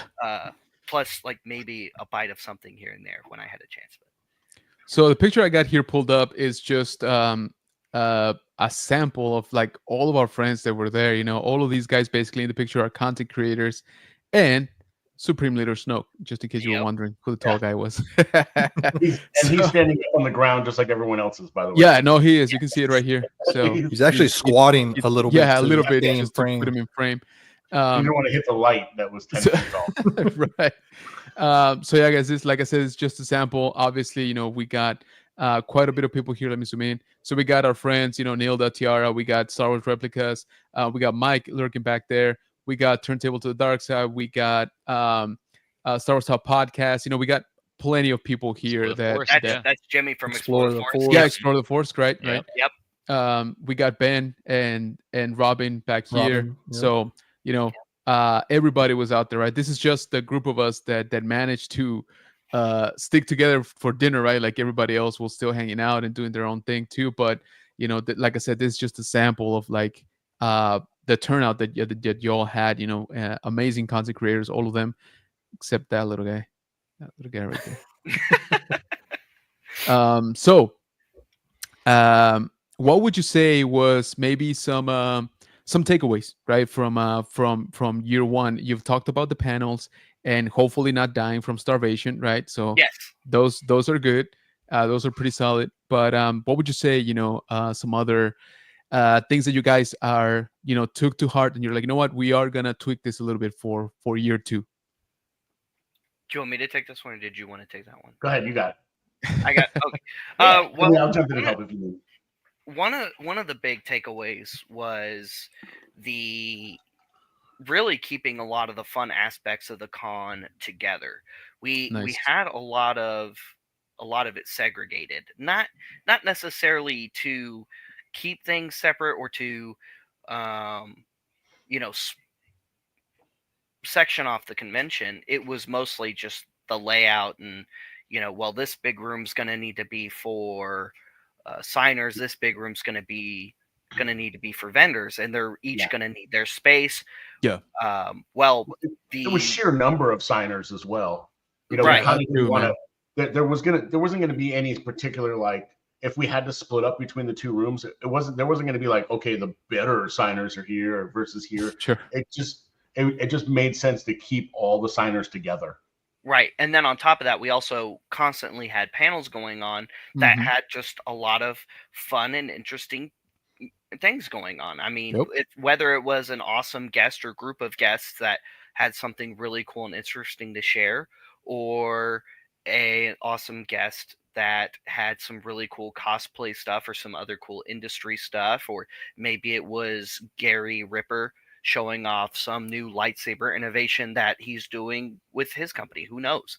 Regardless, there was something cool going on, but it was over here or over here or over here. So this year, one of the main things that we're going to be charging forward with while making it grow bigger is trying to keep all of that together in this huge room. So while it does look sectioned off, and it is sectioned off to an extent, they're not separate. So you're not going to have to go to one end of the convention or another end of the convention to see the celebrity room or the vendor room or to get to the panel room. It's all going to be much closer together. Everybody's going to be you're going to be seeing the celebrities while you're buying those cool action figure toys. Toys and collectibles from our vendors, or vice versa, versus when you're standing in that celebrity room of, oh, well, I think I saw a General Veers figure in the vendor room as an example for one of our guests this week or this year, Julian Glover. Yep. Maybe run over and see if it's still over there versus, oh, well, it's definitely over by this guy. Exactly. I spoke to him. He was super nice. He's like just a couple aisles over, run over there. Yep. So it was more taking all the cool different things that we had and bringing it closer together, I would say, is one of the big ones we learned, especially from a lot of the feedback we got from not only our attendees, but from our vendors and some of the people in our guest room as well. Yeah, I think so too. And you're totally right, man. It is a smart move, first of all. So I do commend you guys on taking the input, right, and taking the feedback from like you said, your vendors, your attendees, right, and try to improve, And I love this. I got to be honest with you. So when I first saw this, I was like, dude, this makes perfect sense. Just like you said, right, it's a whole vibe too, right? When you're looking at the toy and you glance over and the guy's right there too, and you're like, oh man, I can literally just walk up to him right now, get this signed. And that does influence purchases, to be honest, also, right? So very, very cool. So guys, as you see here, they are going to have a huge vendor room, and adjacent to it immediately is going to be the celebrity room, which, as you notice, has quite a bit of spaces as well. Then we got the panel room, which luckily this time Bobby is going to be taking a break from at least a little bit. Look at the spectator. Kevin complained last year. He was saying he didn't get to do any panels, and that he wanted to do at least one more on year 2. So I was like, you know what, Kev, we'll give you some more panels. There you go. Look at that. So nice.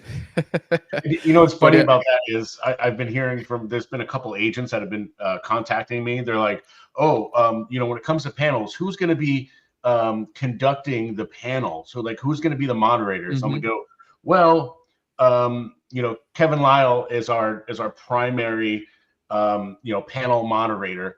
Bobby, who is is the face of Rebelscum Con and face of the company, also will do some here and there, and we will have some influencers that we will offer some of them moderation jobs, but majority will be Kevin. And they're like, "Oh, okay, cool, we're good." And then I had that same question from like 3 other people, 3 other agents, representing their clients, and sure, it's like, yeah, they're like, "Oh, it's Kevin. Okay, we're good." Because that's what he does. He's so good at it, and he does it everywhere. He does it at cons all across the country. I mean, I think he's a pro. He's a pro's pro. Yeah. He's got the record, I think. Yeah, go ahead, Bob. Oh, yeah. No, I was just saying that too. Yeah. I don't know the exact number. The most Star Wars panel moderations, I believe, are hosting of panels.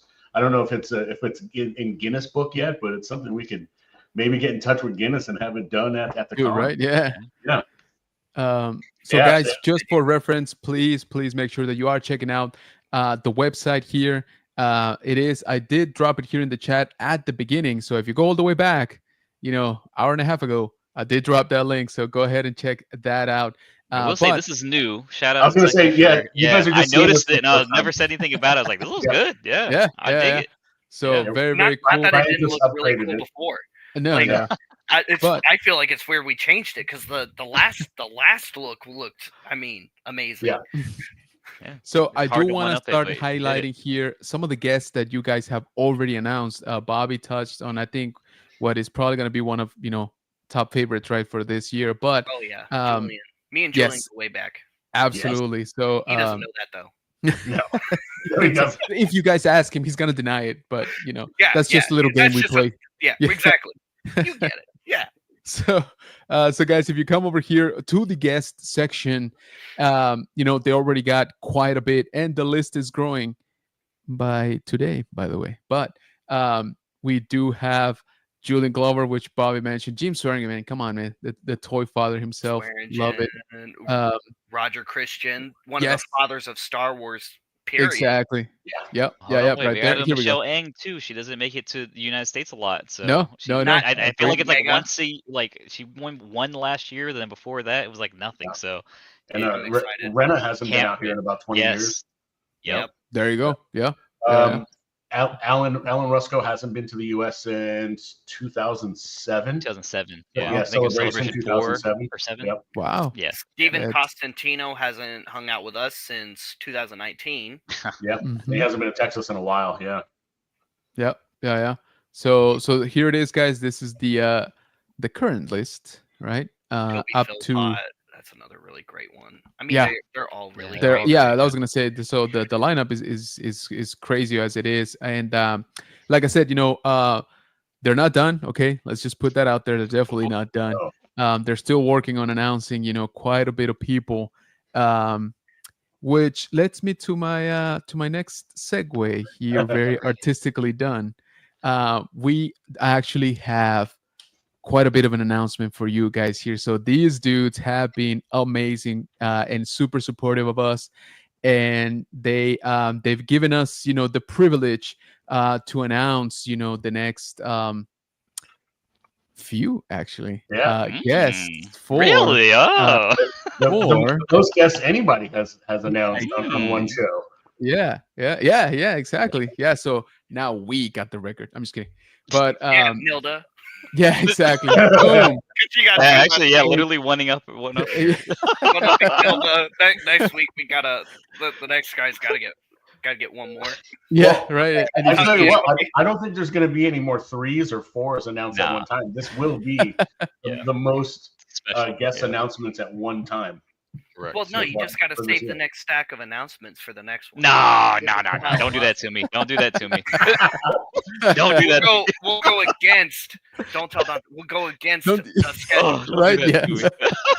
He's already not going to have fun with trying to do the time zone flips and what's going to happen. Oh boy, yeah. I'm gonna be. I'm a night guy anyway, so there you go. Yeah. I'm actually better with that actually. Yeah, Dante's over here on the private chat going, "Shut up, guys! Seriously, shut up." Stay on target. So, yeah, right. So, Ricky's saying, "Save one for me." Hey, Ricky, we'll see you soon, brother. We'll see you soon, and I mean, not just Celebration, but we'll be on his pod sometime in March. So looking very forward to that. We also got Padawan Chronicles saying, "Hello, fellas. What's going on? Appreciate you joining. Thank you.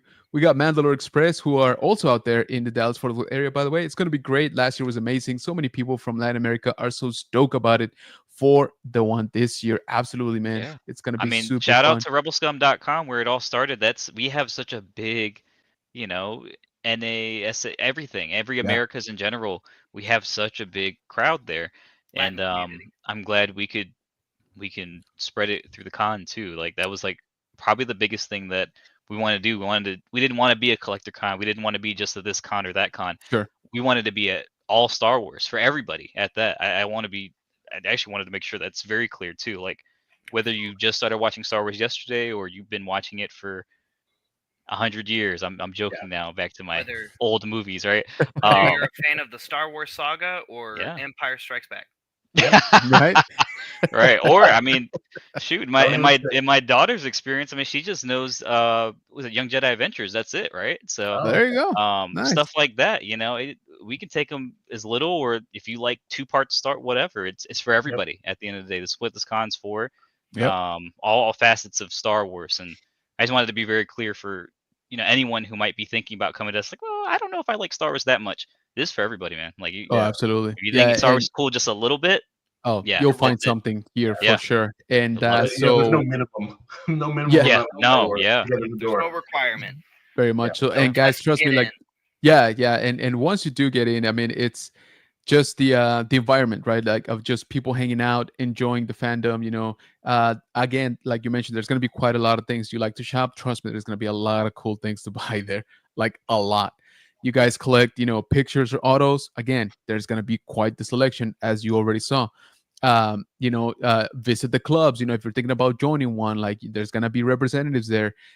You're interested in the stories these people have to tell. There's going to be panels there, like I said. So there's always something going on that, depending on what you focus on, depending on what you like the most, you're going to find something there for sure. What are you saying? When you were just talking about the last statement you had, it was funny. I couldn't stop laughing because we all look like bobbleheads. Me, Bobby, Dante, Mike, everyone is just rocking their head up and down. I'm like, we look like bobbleheads. We can always clip that. Yes, all of that. Yes, all that's like the best clip of the night, actually. Yeah, I was gonna say we're gonna clip that. That's gonna go viral now. And put some metal to it. Yeah, exactly. Right. We'll throw in some Pantera or something, and it'll work out. All right, so guys, let's. What are y'all saying? We pull up the curtain here. Yes. So main entree of the night. Yeah. So we got our first. Notice how I said first announcement here for tonight. And once again, guys, we really appreciate you. Thank you for letting us do this. So, there it is, Bobby. I'm saying it. Yes. So from Skeleton Crew, we got Mike Estes is gonna be joining us for Rebelscum Con Year 2. So here we go. Yes. Poor guy. He did lose one of his eyes, but I gotta be honest with you, man. That was freaking cool. The look of it. I'm like, I never thought that. I would never imagine how a 3-eyed creature will look with one patch, because you look at it at first glance and he's like, yeah, he's fine. And then you're like, oh, wait, no, he's not. And I don't know. I thought that was hilarious, and just the way they did it. I also love when like they're working on him, back at the pirate exactly. cove, like they're working on his eye, and you see him like obviously they touch a nerve or something. And he's like, gets a thing of pain. He smashes the counter. Yeah. And then in the chaos, they're moving, stuff, and they bumped into him. Like, oh man, that's like the worst case scenario right there. Yep. Awesome. But so you guys want to talk about a little bit about Mike? He's done also quite a bit of stuff. Yep. Go. I know Dante was doing some research today. I don't know if Bobby wants to jump on, or I could jump in on this one because I know, being the marketing guy, I know too much about everybody. Yes. There you go. Go ahead. So, like, I literally go down so many rabbit holes, and I get very excited for these guys because move you up here. If you look just in Star Wars in general, right? It's like, oh, okay, so pirate. It's way more than that, because other than it is a Star Wars con, but other people have other fandoms of Star Wars, right? So, at the end of the day, that's what we're really looking at. Like, I actually had to pull up his rap sheet because he's been in so much. But in Star Wars, I can tell you, I'm not sure if you guys remember season 1, episode 7 of The Mandalorian, the Moff standoff to full brawl, basically, with the Death Troopers. He was the guy who breached and eventually got taken out by Cara Dune. He was the guy. So he was, he did some cool stuff with Mandalorian also. So that's his big thing when it comes to Star Wars itself. So other than Pax, of course, from the Skeleton Crew, I was also one of the Death Troopers in The Mandalorian. Outside of it, he's a big like horror guy. I saw that's like his thing. Fear the Walking Dead, Ash vs. the Evil Dead, Star Trek, Picard, specifically Shameless, which is actually another kind of plug for Star Wars in general, with Cameron being on it. 911 Lone Star. So he's like, there's a range on a lot of these guys actually. Jackass Forever, American Horror Story, Borat. Like, come on, so that's quite the list, man. Right there. Yeah, I know, right? So the range on this guy, and he could probably play Hitman too if he wanted to, right? True. Yeah, I mean, he probably could. I can see it. Yeah, I mean, I like that. Yeah. I see it. Yeah. So yeah, guys. So Mike is going to be here for the duration of the show, I believe. Yes. Yes, he'll be here all 3 days. There you go. So there it is, guys. Start getting your eye patches ready. That'd be hilarious. Imagine, yeah, exactly. Hey, Mike, if you were talking, we couldn't hear you. Sorry. Still can't. Yeah, that's okay. I hit the mute button. I'm just kidding. But yeah, guys. So they're very awesome. Obviously coming off of Skeleton Crew, which we just wrapped, which I feel was I'm gonna go ahead, out on a limb maybe here a little bit, but say it was accepted. People enjoy it. I thought you were about to give us a hot take right there. I was like, whoa, that's crazy. I haven't heard that. Yeah, I was gonna say I'm middle of the lane guy here on this one. I enjoyed a lot of it. Yeah. Definitely not perfect, by any means, but enjoyable. I thought it was fun. I thought everybody involved did a good job. Like honestly, the kids did great. Amazing. Very surprised by them. Yeah, exactly. Same here. Jude Law, did great. Obviously, not that he wouldn't, right? But yeah, exactly. I think he did a really great job. I think like a lot of us here, I'm a sucker for the practical effects. We saw a lot of that, luckily, obviously, like with the pirates, right? I think prime example, we saw a ton in like, there was that second episode, I think, when they get to Tortuga. I keep calling it Tortuga. Yeah, it is. That's what goes into my brain too, is Tortuga. Dude, right? Yeah, exactly. It's not just It's Bordeaux, right? Bordeaux, yeah. Like that scene is amazing. Cool, like there's so much going on, and I've watched it a couple times, and it just there's too much almost on screen. Supposedly Hondo's well, if not the actual same ship, the ship model of Hondo's ship from the Smuggler's Run ride at Galaxy's Edge is moored at Bordeaux. Yeah. We saw it. The oh my god, what's it called? Klatooini, right? The Klatooini. It looked like it. It looked quite a lot like it. Yeah. It does look a lot like it. And Yeah. But we've been psyched out like that before. Yeah, that is very true. It's not the first time that we've been psyched out where it's like, oh, this is a very obvious Easter egg. It's that, and then it's like, psych. No, it's not. Somebody else's shit. Yeah, exactly. But hopefully, in my heart, it was. Yes. Well, I mean, that's a good point though, because like, for Star Wars, I know we hear a lot of negativity and things of that sort in the space, but we don't yuck anybody's yum here. That's the biggest thing with Arcon. I think of Rebelscum.com. Arcon. We don't yuck anyone's yum here, and that's kind of the environment we want to foster, right? You like, absolutely. You like prequels, cool. You like, Skeleton Crew. You like Acolyte, cool. Whatever, we're not gonna put anyone in a box or anything of that sort, and we want everyone to feel very welcomed in their fandom, because at the end of the day, it's all Star Wars, right? Yes, very much so. So just want to make that very clear too. If anyone's maybe on the edge of thinking about coming, like that's what we want to foster here. And for those of you who love Visions, also. Hey, there you go. Yeah, absolutely. Yeah. Vision's a good one. Yeah. Or Resistance. Or Resistance. I was gonna say somebody. I didn't mind it. I didn't mind it. Resistance is severely underrated, especially season 2. Yeah, agreed. Season 2 was, dude. Remember that that last scene for season 1. I was like, whoa, they went for it. Like it kind of turned on, and then season 2 was pretty good. But it's funny. All the series though, because it's like they have to trick Disney that, hey, it's a kid's series, sure, whatever. They did it with Clone Wars kind of a little bit, right? Yeah. And it's like, all right, we're gonna start killing people. Yeah, exactly. And war crimes, like exactly. Right. It's insane. Yeah, very much so. So we got Padawan Chronicle saying Ricky in the hizzy. Yes, he is. The aliens with disability act, says Tron Kill. I like the holiday special. Don't we all, buddy? Don't we all? The holiday special is referencing Skeleton Crew. We're not gonna yuck the yum. Yeah. We are one with the Force, and the Force is with us. Yes, sir. So, we've been, like I said, we've been privileged, to have been given more than one guest to announce tonight, guys. So what do you say?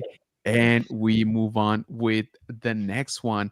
Please do. By the way, first con ever. So let that sink in, guys. All right. So here it is. I'm sorry about the last name. The what? I love it first. Oh, yeah. But here it is. Jacob, sorry about his last name.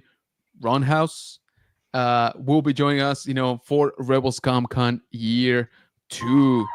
Again, very, very first convention ever, which is freaking awesome that that you guys are having him. So here it is again, also from Skeleton Crew, the pirate with surprisingly laid out retirement plan.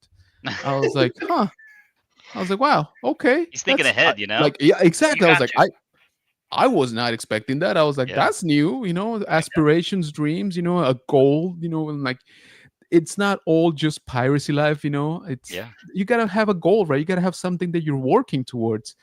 And I was like, man, that's all about chasing the booty, right? Yeah, exactly, right. Eventually, you gotta cash it in. Yes, very, very much so. Now Jacob does do a lot more, right, than just look awesome on screen. And we do have here a little clip of his, thank you. Yeah. So what do you guys say? And we watch it. I think so this is the audio's off, but we can check it out here. He is a suit performer, right? So there he is. Well, kind of. He's mostly known for his his FX stuff. Exactly. I was gonna say artist and things. So this is all a new territory for him. Which is kind of funny, right? Like you're like, dude, you were so good at something already. Like how can you just jump on and be great at something else? I guess if you know how to make it, you know how to be in it too, right? I guess it's a natural fit. So yeah. If nothing else, you got good insight, right? Of like, hey, I can move this way, things like that. Or I can make it to move this way, right? Or like, hey, I know this isn't gonna rub off if I do this, because he's mostly in the makeup portion of it. So so this is our brave pioneer pilot that unfortunately, he couldn't have waited for like 20 minutes, like I think I felt the most bad because like we could have waited and he could have been good, but I know, I know, but nope. So let's pause right here. him. This creature right here. I actually have a story about that because I was messaging him. Oh, nice. He was on the team just for like makeup and things of that sort to make these creatures look great. So they don't look plasticky, whatever it may be. So they look like they're actual creatures, right?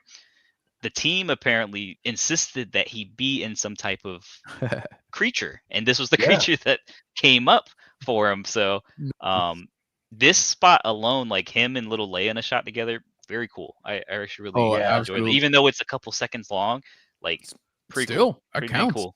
Yeah. Looks like a dark helmet version of Dr. Zaius. Nice. I like that.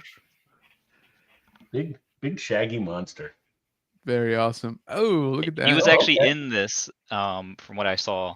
So he does like occasionally like commercials he'll do, where he's in the suit and work on the suit. Yeah, I think this is all his performances in general, but he does a lot of commercials. And I gotta be honest with you, man. That right there, that's nightmare fuel. I don't know. Well, that too. Yeah. I don't know who approved that. Yeah, I was gonna say. Yeah, that's not... scary. It's like the Mucinex monster gone wrong, right? In real action. Yeah, he was in. There's pictures of him in the suit too. Wow, that's nightmare fuel too. But... I was gonna say that's halfway to a Wampa already. Yeah, it's like he's a happy Wampa. Yeah. He's like the, like the how do you call it?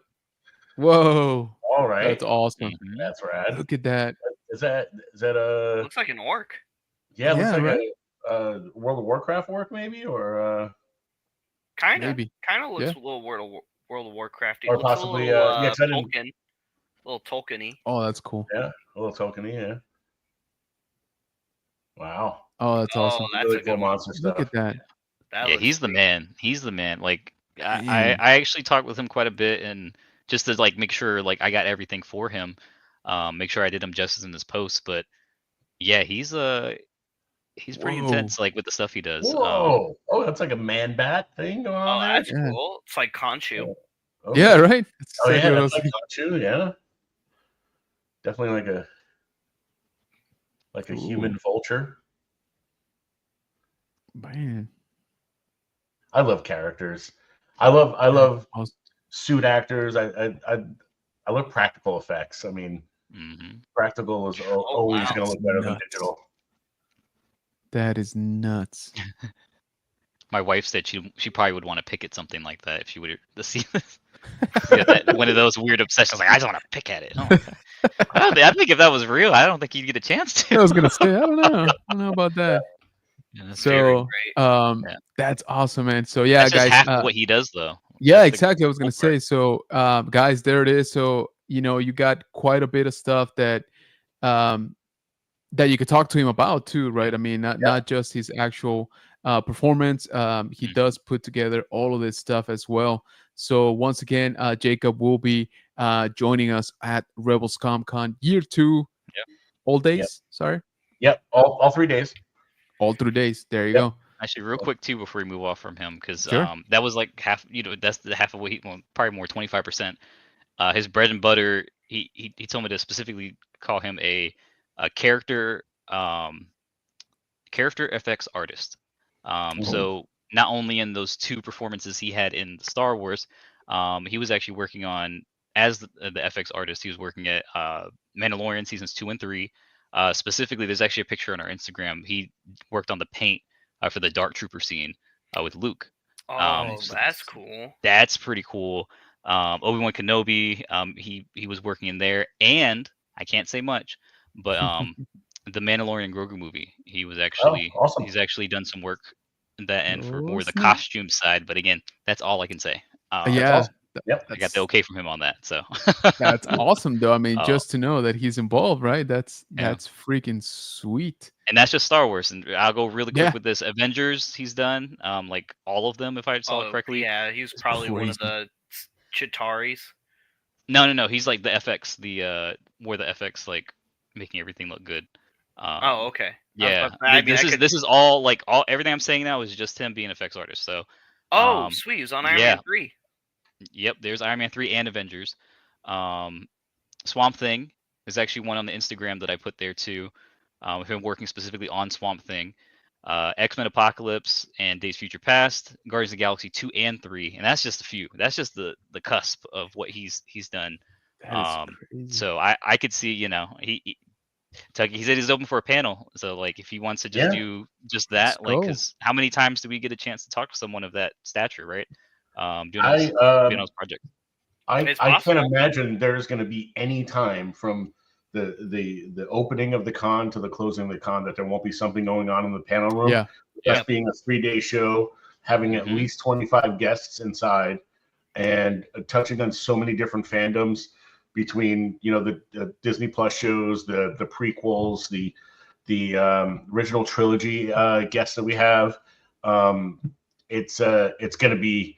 There's going to be something going on in those panel rooms at all times, and I'm just hoping that we're going to be able to fit everything in that and everybody.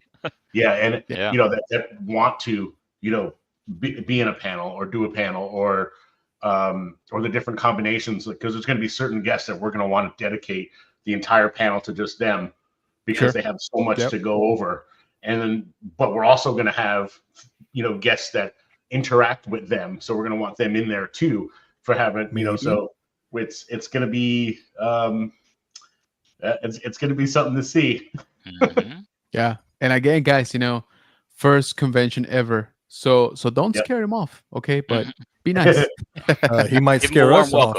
Yeah, I was gonna say he might scare us off with his stories, man, and he's got quite a bit to tell. I would say. I mean, that's quite the involvement on many beloved franchises. Also, like you said, right, he's definitely covering a lot of fandoms, not just Star Wars, but just with the stuff he's got all Star Wars. He's the glue. Exactly. He's and he's one of those that I'm sure, you know, he probably never really thought about, you know, stepping up and being like, you know, front and center and you know, participating in the scenes and stuff. So it would be pretty interesting to hear him say what that's been like, right? He's done this for years, kind of like backstage, you know, behind the camera type of thing. And all of a sudden it's like, hey, by the way, you know, what was that leap like? You know, so that's very interesting. Really, really cool. So there it is, guys. Jacob, once again, will be joining us all 3 days. Rebelscum Con year 2. Yes, first convention ever. So be nice to him. So he wants to do more. But also, you know, I'm sure he's got just an insane amount of stories to tell us. So very, very cool. And yeah, again, congrats, guys, on you know, on getting these people, man. That's awesome. Especially, you know, somebody that Dante gets an assist on this one. This was this was a cold call email to the it slid in the DMs, Mike. One of the there you go. Yeah, and Dante's like, hey, I got a guy. He books some of the pirates from Skeleton Crew. I go, cool, send him my way. And nice. You know, one thing led to another, and they're going to be here at the show. Going to be at their first show for some of them. Yeah, dude, that's insane. That's a lot, but it's super cool to see them. You know, I always like when the first time. Okay, so last year, for example, we had some first timers also, right? That it was their first convention as well. Yep. And Mike and I got to talk to a couple of them. They're like, dude, I kind of love this. Like, is this how like all of them are? I'm like, I wouldn't say all of them. Maybe they're cursed now. Yeah. I'm like, I think you're pretty good here. And he's like, well, I love, you know, the fans come up and you know, they'll show you stuff and they'll talk about like your scenes and stuff. I'm like, yeah, it's just, you know, that's kind of what people do, right? At least the grand majority do at these kind of shows, right? They're excited to meet you, especially if you've never been out, right? Like if you've never been part of a convention where you just get to meet and greet the fans, like they want to talk to you. You know, that's really what it is, right? They want to interact with you. They want to hear your stories. They want to, you know, shout out how much they loved your character. Like it's just, you know, it's super awesome, like to see it. And I remember, you know, Mike and I were talking to Lisa Gabe, right? Who it was her first convention. She's so sweet. Like, super sweet. Yep. And I'm like, so has everybody been nice? And she's like, oh, everybody's been like amazing and stuff. She's like, I kind of want to do more of these. Yeah. Like, yes, we got it, guys. We did it. Yeah. She also had some Mando brothers there to protect her in case. Yeah. You know, Daniel there from from the covert. Which, man, those guys are, oh man, I don't know how they managed to just actually be at their tables, man. They're like all over the place. They're like all like yeah, hopped up on exactly. coffee, energy They're drinks. just I don't know what jumping they on. got. Yeah, I need some. they were walking the vendor floor. You know, very cool. Hanging out with people and all that stuff. Like, so again, just one of the awesome things that we got to experience. You know, on year one, and that's why we're so excited about year two. You know, but there's more. Oh yeah, it's like Oprah. We're like Oprah for y'all now. You get exactly, a guest dude. announcement. So, you get a guest announcement. But wait. That's it. That's all of them. No more guest announcements. Yeah, no more. That's it. We're tapped out. We're tapped out for right now. I think Nelda texted us saying we can't break her record. Yeah, pull the plug. Choose the most we can do on a show. Well, lo and behold, yeah, guys. So again, very, very much appreciative.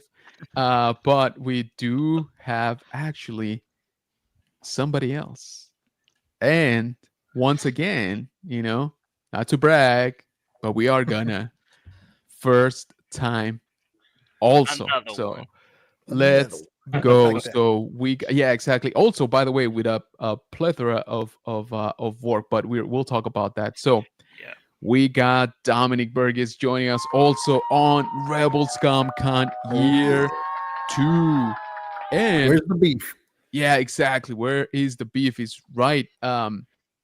First convention ever, guys. You believe that? So they got 2 first timers like ever, which is awesome. So again, congrats to that.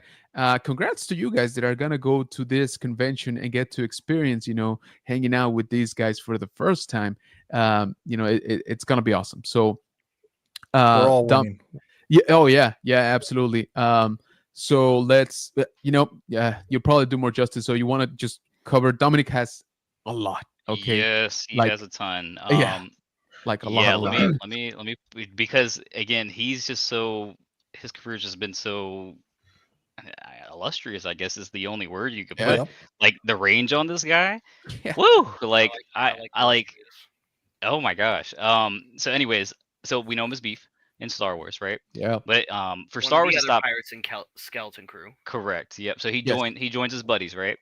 But outside of Star Wars, as I talked about, you know, we understand, and that's like one of the learning things that I learned year over year is like we got to talk to more people, you know, adjacent fans, right? That are Star Wars and other stuff, right? So, I remember that question came up earlier. That was one thing for me.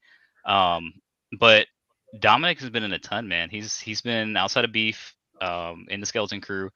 He's been in Star Trek and Doctor Who. So he's kind of has the he's kind of got the sci-fi checked off, right? Always Sunny in Philadelphia, which is very. I was like, whoa, that's he's like has a whole episode where he's the guy. Yeah. He's Crazy Pete. He would get all hopped up and all excited, and then he would just like scream in people's faces. It was the greatest. Except Psycho Pete. That's what it was. Psycho Pete. Psycho Pete. Yeah. That is him. Yep. Yeah. So he was Psycho Pete. 911 Lone Star. I know we said that before, so that's probably where they have a lot of different. With Mike, where they work together. American Horror Story. He's been in 2 of the seasons, I believe. One being with Kim Kardashian specifically. It's like, oh, okay, cool. Like, cool thing there. Netflix Dahmer series is a big one. He was specifically, we were talking about it before, and then now John Wayne Gacy. Yes, John Wayne Gacy specifically, which is insane. Like, that's the guy because he's the nicest guy ever. I've actually been chatting with him too, and very funny that he was Dominic is the nicest with guy Dominic. ever. Oh yeah, yes. Dominic is the nicest guy. Gacy wasn't. He's got his Ouija board I was doing. alive when. I think Gacy. Anyways, talking to Ghost. But I got something to tell y'all. He was also the Magicians and also the Flash too. And that's just the tip of the iceberg on what he's done too. On the Flash, was he? I can't remember. Was he the Thinker or Kilgore? Yep. Kilgore, Ramsey Deacon. Kilgore. Yep. Okay. Correct. Yep. So that's a guy who I'm surprised he hasn't got a con yet. And if you're in very any much of those fandoms, you got to come out. You have to come out and see him. He is in everything. Like, I'm not even gassing him up. Like, literally, I went through. I was up till like 2 a.m. last night, just looking at this guy's rap sheet of IMDb. It's insane. He's in everything, and it's like not even like super small roles either. He's like the thing, and like Doctor Who actually was his first role. Who does that? Right? Like, who does that? It's insane. Marvel's Agents of S.H.I.E.L.D. was another one. Yes. Oh, yeah. He was in it. He's got a long list. We didn't even touch his kit, the Nickelodeon stuff that he was in. Oh, yeah, that's there. Everything, yeah. Oh, and Batman Begins as well, which I didn't know. That one. Yeah, he got cut from that scene, but yes, he was in it technically. So, okay. Yeah, that'd be a pretty cool. I had a script for that one. I know our other partner Josh would definitely want to hear that story. There you go. Oh yeah, he's a big. Yep. Absolutely, big man. Batman guy. Yeah. So odds are, guys, you have actually seen Dominic like a couple of times already in pretty much whatever fandom you guys are in. So that's again a plethora of work that spans across many and varied properties. Many of them, of course, in the sci-fi, which is awesome. And I'm sure he's gonna have a ton of stories to tell at the show. So what you were saying, Kentucky, yeah, man, I don't know how you guys are gonna pull it off. Just giving everybody a little bit of time up there on the stage.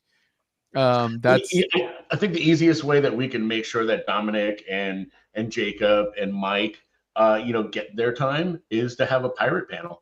So we can definitely have them three together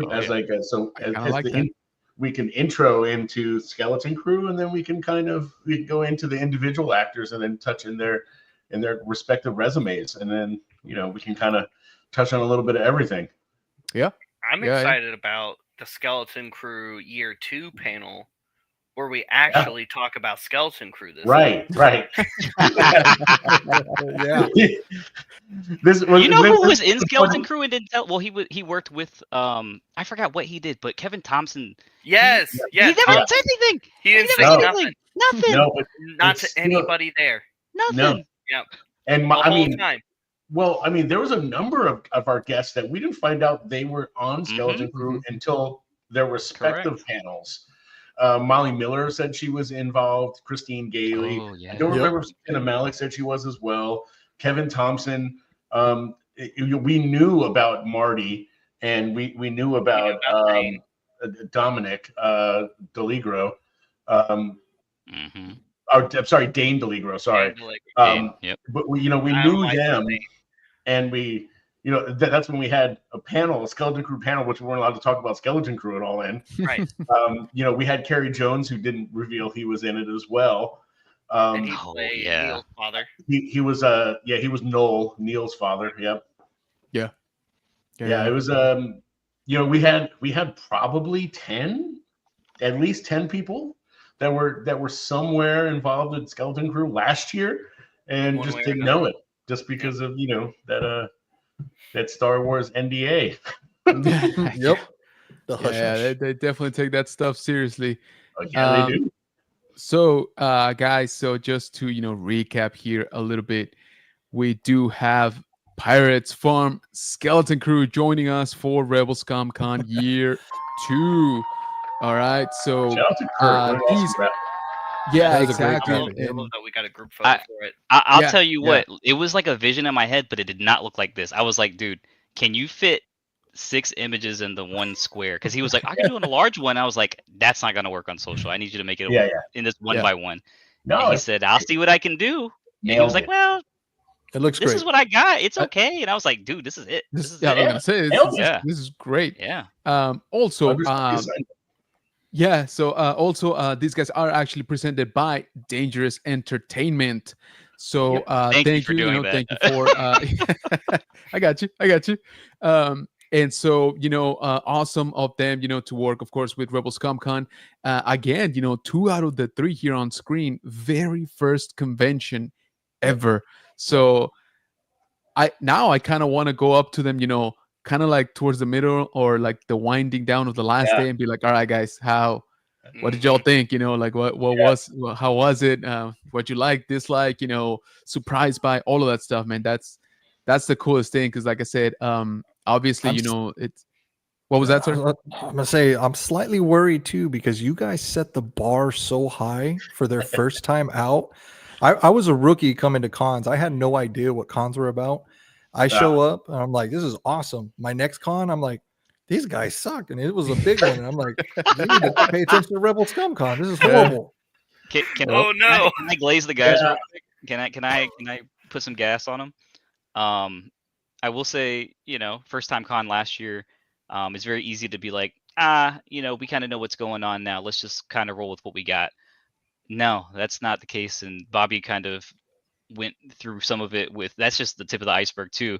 When it comes to changes that are made, and all of us are like that on the team, even myself, right? I even mentioned some things where I'm doing things differently. We learn as we go, and we breaking the schedule even. No, okay. Doing baby steps. To an extent. Baby steps. We're a little more prepared on that end, but we're good. We're good. But there's no egos. That's the biggest part about this team. There's no egos, and no one's right. More right or anything like that. We take things into consideration. I mean, heck, our guy.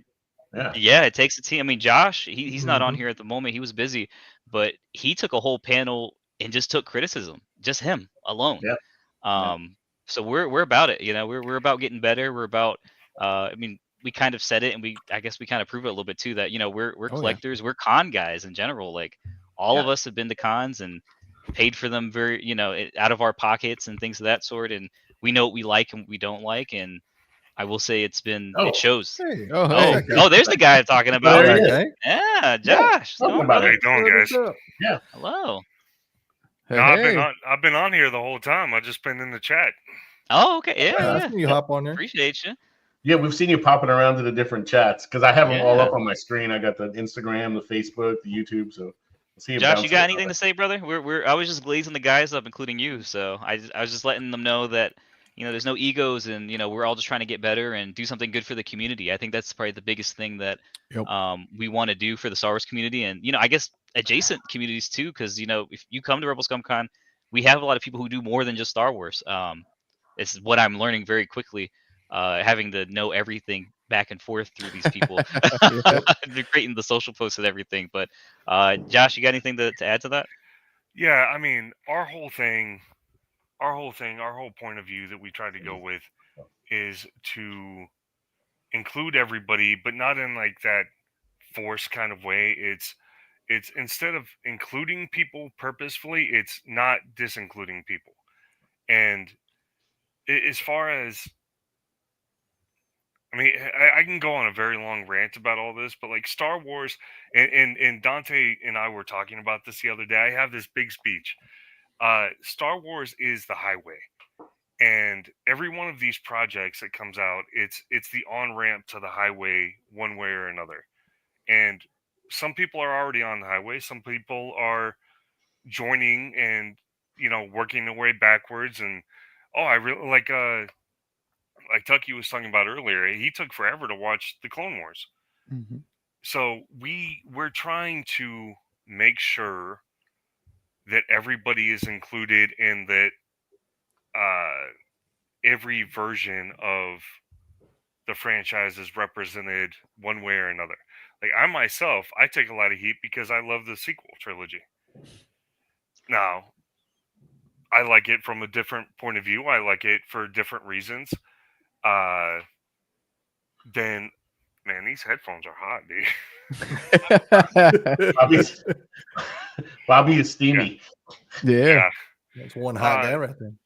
And y'all were talking about, just to touch on a different subject real quick, y'all were talking about our first time guests and certain people's first interactions in the convention circuit. That's just as important to us to take care of our guests as it is to take care of our attendees. And having guests like Chris Bartlett go around last year and say, hey, you guys absolutely you need to trust these guys. I've worked with them before. Chris had come out to the store, and when I kind of gave him the idea of what the plan was for the convention, it turned into, oh, well, who do you want? Because I know everybody. And that's not what he said, but that's kind of what it turned into. Was I've gotten some really good feedback. I've gotten some really good feedback from some people that have already worked with you guys, and we love to be involved. And then everybody that was there last year, now they're spreading the word. So, you know, the sky's the limit on who we have access to at this point. And I know we announced some really awesome guests today, but y'all got to stay tuned. Yeah, not to take anything away from today's guests whatsoever at all, because every one of them is a great guest that you guys announced today. It's every time we talk about a guest announcement, as soon as we get the announcement done, they go, well, that's great, but there's more, and we're ramping up. We're still ramping up. Like we're not slowing down. Like the gas. We're foot's on the pedal, and the announcements more. Bigger and better. You know, we're still trying to make sure that everything is extremely affordable. Sure. I've been downstairs sending emails with vendors, and we have different vendors that are watching all of these announcements, and they're like, "Are you sure? Like that's the right price for the vendor booth?" Like, yeah. Yes. Yeah. And like, because I just paid triple that somewhere else. Yeah. Like we're trying to make sure, like I said, that the guests are taken care of, that the attendees are taken care of, the people that are working there. Our volunteer applications are going live soon. The vendors specifically, you know, I'll take full responsibility because the vendor room was my job last year. It was too far away from the signers. And I know that we were looking at the vendor map and the map of the event overall. It's in a bigger facility. Everything is closer together and everything has access to one thing or the other. So you're not having to go on a 7-minute walk to get from the signer room to the vendor room anymore. Because I sat there last year and I watched people come in the signer room, spend all day, and be like, "Man, I wish that there was stuff for sale," and then leave. Right. And that's we can't let that happen. Yeah. That's something that I dropped the ball with, that I'll take responsibility for. But you know, I did that. I got in front of the final panel last year and I said, "Hey, what can we do better?" And we've taken every single thing that was valid to heart. And the difference between last year and this year is just ridiculous already. Like I said, no egos, guys. Like and also I'd like to say that's what's going to separate us from, you know, any other show out there, is the fact that you're able to see all of the people involved with the show at any time. You're able to talk to us about things. There's things that are issues. Cool. I mean, Josh was there. He did that panel. And you know what? We took those things to heart. We sat down. We took a couple of days to actually get some sleep and decompress, and then got back together and say, cool. Well, these were the things people had issues with, and they're valid. Okay, so now how are we going to make that better next year? And we got our heads together, and we came up with, you know, we troubleshoot, and we hopefully, in our opinions, I think we're fixing those things that were that needed the troubleshooting from last year, and we're learning, and we're gonna get better. And people that loved everything about last year, like, well, get ready, it's gonna be better than that. Yeah, I think the fact just that let's, you know, hypothetically, even if you don't fix everything to the perceived, you know, point that everybody wants, to me, just the fact that y'all are trying, sure, that's already a win. You know, speaks volumes. Exactly, because like you mentioned, right? Yeah, definitely not every convention does that. You know, no, definitely. It's okay. definitely. And no one the convention needs to do it either. That's fine. They could just not do it, but we will. Yeah, it's fun. Yeah. We had people coming up to us at the event, like giving us hugs, like, "Oh, thank you so much for putting this on. Don't you have an office that you should be hanging out in or something?" Like, no, that's not how this works. We are as big of parts of the community as we possibly can be, and we are way bigger fans than that. So we want to be there. We want to be a part of the convention as fans just as much as the promoters. Yeah. We also lived and breathed it for 12 to 14 to 16 months ahead of time, getting to that weekend. The last thing any of us were going to do, we're going to be hiding in an office somewhere. Like, right. We're fans first. I mean, you know, if you want to look at it from a selfish point of view, it's like, we put a con on for ourselves the way that we would want a con to be, and we let everyone else come too. There you go. Oh, like yeah. The last thing we're gonna do is hide and not be there. Like I want to be at every panel. I want to be there for every attendee's interaction with a guest, like at their tables. I'm like, I want to be there at every photo op. Like I want to be there for everything, and I can't. It's impossible, but I'm gonna try. Yeah. Well, I mean, I kind of talked about it a little bit in the group or in the comments.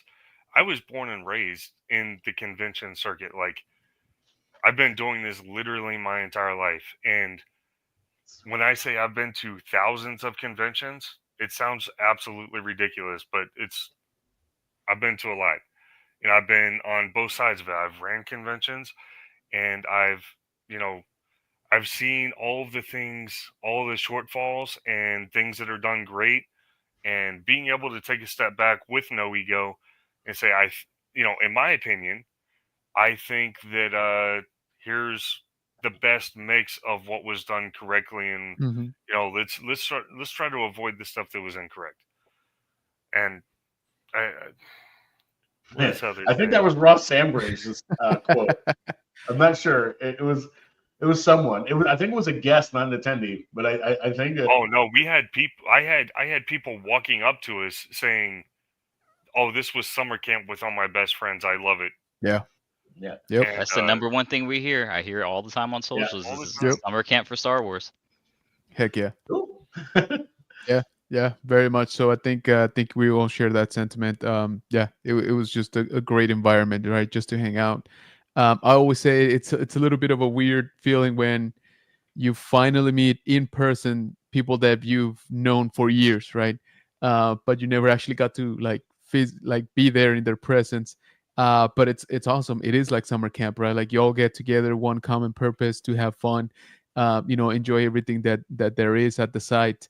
And then then it's kind of over, right? And everybody's got to go back and stuff. So in that sense, I can totally see that. But yeah, guys. So again, we definitely, first of all, thank you for letting us be part of y'all's awesome reveals. We really, really appreciate it.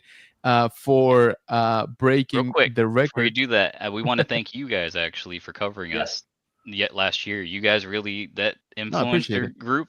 You guys really held us down, and for sure the guys have felt the sentiment. I've been telling y'all that we're gonna take care of y'all. And things like this is like, absolutely. I want y'all to take care of.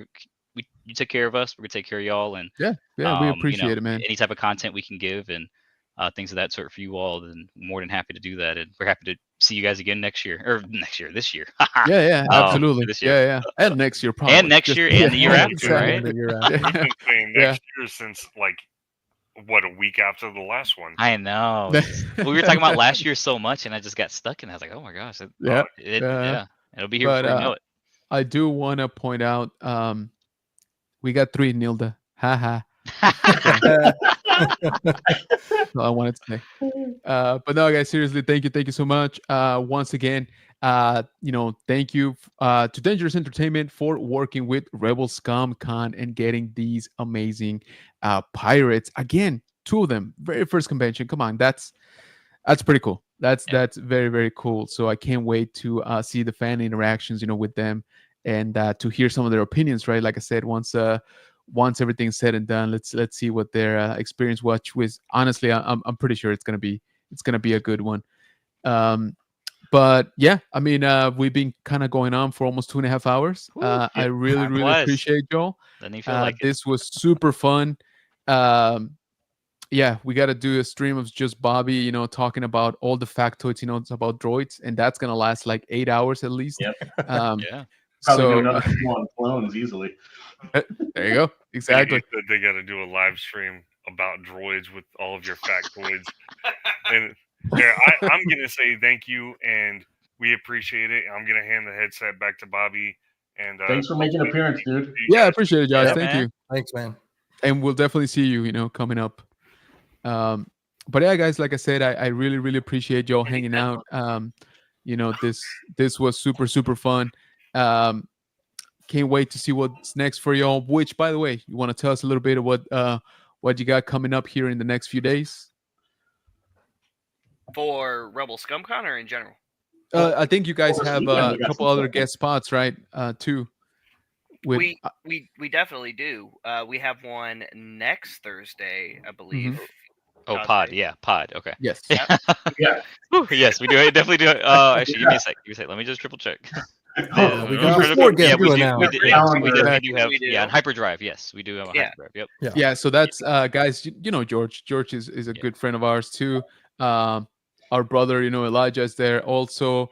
Frankie the Rage Man, all those guys are awesome people. So make sure that you check that out. It's gonna be next Thursday at 7 p.m. Central, I believe. It's gonna be on 7 p.m. Central. And then we have Ricky. We're gonna be on his on the 20th. On the 20th. On the 20th, we're gonna be on. I might as well go through them at 5 p.m. 20th of March. We are also going to be on. We're going through the circuit. This is one of the things that I learned year over year. We have to talk to everybody. That's awesome. Yeah. We also have one. Just make sure I'm not missing it. We're talking to Nilda again. Actually, we're talking to Nilda again. It'll be our. It doesn't count. They're not cumulative. It's got to be all at once. It doesn't count. We still have the record. We should be pretty much. Done. We actually. I don't know if this is a spoiler, but I'll spoil it here. If anyone stayed this. And it's not that spoiler, Kentucky. It's not like anything crazy. No, it's Kentucky wants to go live a little bit in Celebration, and there might be some people we need to possibly announce there. TBD. Yeah. So TBD on how many. So we're what we're gonna see, and hopefully that's the hope. The times of the contracts and the Celebration align, and we'll see. Who knows? Maybe. I don't know. Maybe there's someone at Celebration that, who knows? I mean, maybe someone at Celebration we could talk to about announcing a guest. I'm not saying anything about guests at Celebration. I wouldn't. Yeah. So I'll be at Celebration just in case you need a backup. Oh, nice. Okay. Let me know. Yeah. I'll be there too. Definitely down for helping you guys out if you need anything. By all means. Yeah. Take us to be our best. I got some cool patches and stickers. I'm gonna be out there. Nice. So, for sure. I heard that's a cool thing to do at Celebration, so I started to get involved. I was so surprised the first time I went to Celebration. I did not know that was a thing. It is a whole thing. It's a whole subculture of Star Wars that I was just not aware. But yes, I am taking some patches this time, not making that mistake again. And bring some patches. Yeah. Rebelscum Con year 2 as well, because there's a lot of patch trading at year 1. Yeah. And there may even be some really cool patches that were handed out. Well, some patches from some patch guys who were handing some out last year who might be setting up the fan table this year. Ooh, so that's a thing. Yeah, that's a thing. Nice. So yes, patch trading, coin trading, card trading, because there's also trading cards amongst 501st, Mando Mercs, Rebel Legion, all those other clubs as well. There will be a lot of that going on. And then as far as other things we have coming up aside from podcasts week to week, you can also catch us on rebelscum.com, anywhere on social media, on the main website, doing all kinds of Star Wars toy news, reviews, and more. Catch me, Kentucky, and Josh this weekend at New York Toy Fair. Ooh, nice. We will be in New York this weekend, catching all kinds of awesome, cool toy news and information there. Yep. And working on some other things for you guys in the future. Can't disclose yet. But there's some cool things in the pipeline for that. And then tomorrow night, live at 7 p.m. Central Time, is the Order 66 Toys Friday Night Live sale. Same bat time, same bat channel on the Order. Dad Vader will be there. I was gonna say. I do know Dad Vader will be there. You want to find Mike? What's in the sale? And I'm like, holy crap. This is a banger right here. Every time it's a banger. Hot toys this week, Yep. Ooh. Dang it, man. I may have to stay home. I may have to stay here and watch because, man, when I'm there at the sale, it makes it too real. When they're literally right in their hands, and it's like, it's right here. I could just click the button, and then it just comes home with me right now. I may have to stay right here and give everybody else a chance. There will even be clones. Don't do that. There will even be clones. There might be a Cody, a 212, a Rex. Somebody's jumping in for sure. Bro, don't do that to me. Cody's my boy. All Maybe right, a don't. Maul. Oh, you got to be excited about that Revenge of the Sith card back release, even though he was never on it back in the day. Yeah, I was gonna say, even though that was not a thing. Yeah. You know what? At this point, I will take it just because it looks amazing, though. Yeah, that's what I'm gonna say. It looks so great. good. It's it looks wrong beautiful. That's righted 20 years later. And, What exactly. is that, Cody? Are you talking about Cody? Yep. Cody, Black Cody Series was never on the releasing Revenge of the Sith. He didn't come out until Saga Collection. Yeah. Oh, that's Most famous clone in the movie, but he wasn't I know, in the movie toy line.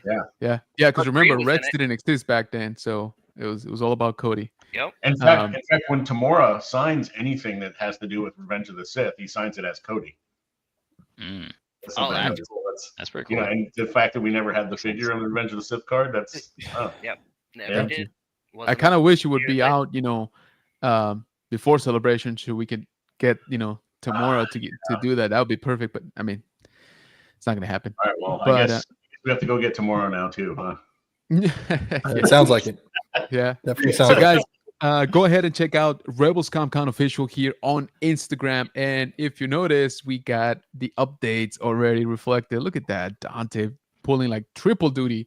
Telling people to not spoil things behind scenes, being a guest here, and also posting on Instagram. Look at that! What a champ! Facebook, I gotta work on TikTok. I gotta work on TikTok too right now. Exactly. Get off, but I've been it's sharing legal them again. as So he's been posting them.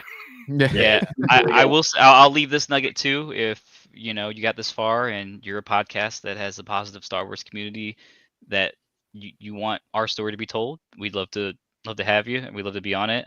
Just love it. Message the Instagram page, and I'm pretty active on it, so I can get that scheduled. I get a schedule for the guys, so and might see my mug a little bit here. I'm usually the behind the scenes guy, but I figured we get some good clips. We do a lot of good stuff, so absolutely. Just want to spread the word. That's all.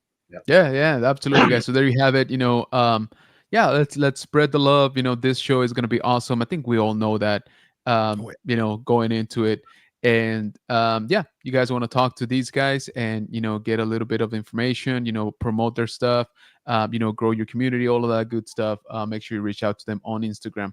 Who's also on Instagram? Mike, when he's not buying stuff from Order 66. You can find him at @Vader over on Instagram. Guess what? I'm also there.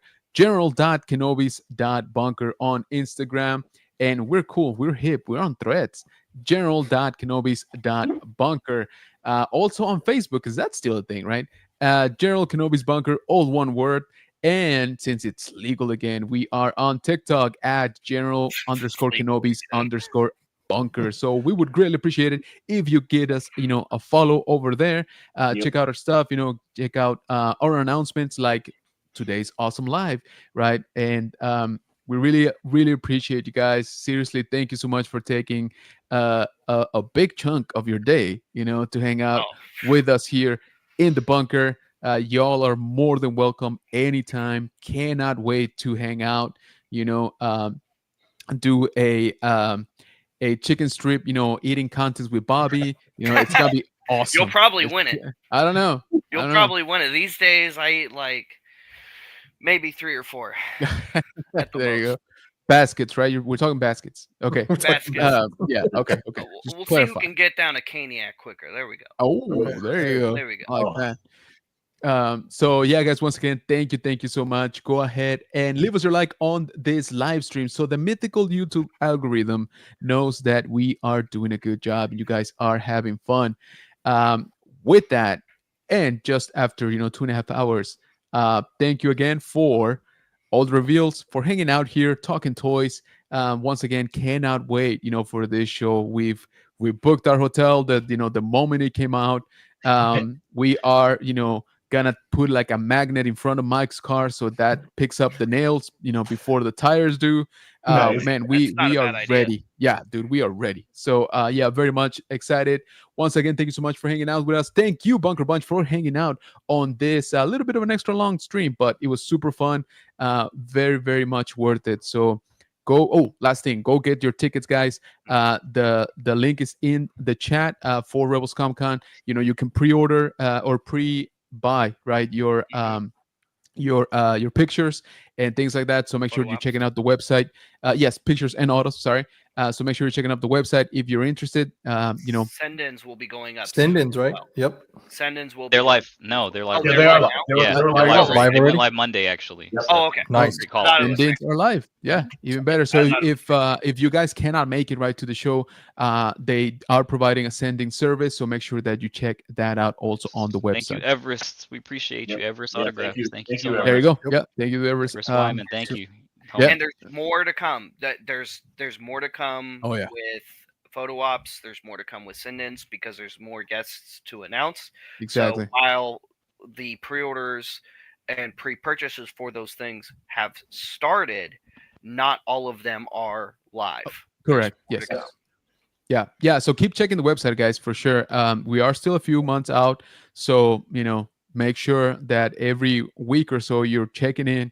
When they reveal new guests, and make sure you're buying your stuff. Some of these guests I think are going to be very, very popular, so you might want to jump on it beforehand. So actually, Joe Fix last some of them will get capped too. So some of them will get capped. Oh, so, there you go. Yep. Yeah. So yeah, don't sleep on it, guys, for sure. Thanks for the fun evening, fellas. General, thanks again. Thank you, actually, Joe Fix. We're on calling it quits at 16 guests. Interesting. Yeah. I love that. No. All right. So now for real, thank you, everybody. Have a great week and have a great rest of your week. And we'll catch you on the next one. May the force be with you. Thanks so much. Thank you so much, everybody. for having us. You rebel scum.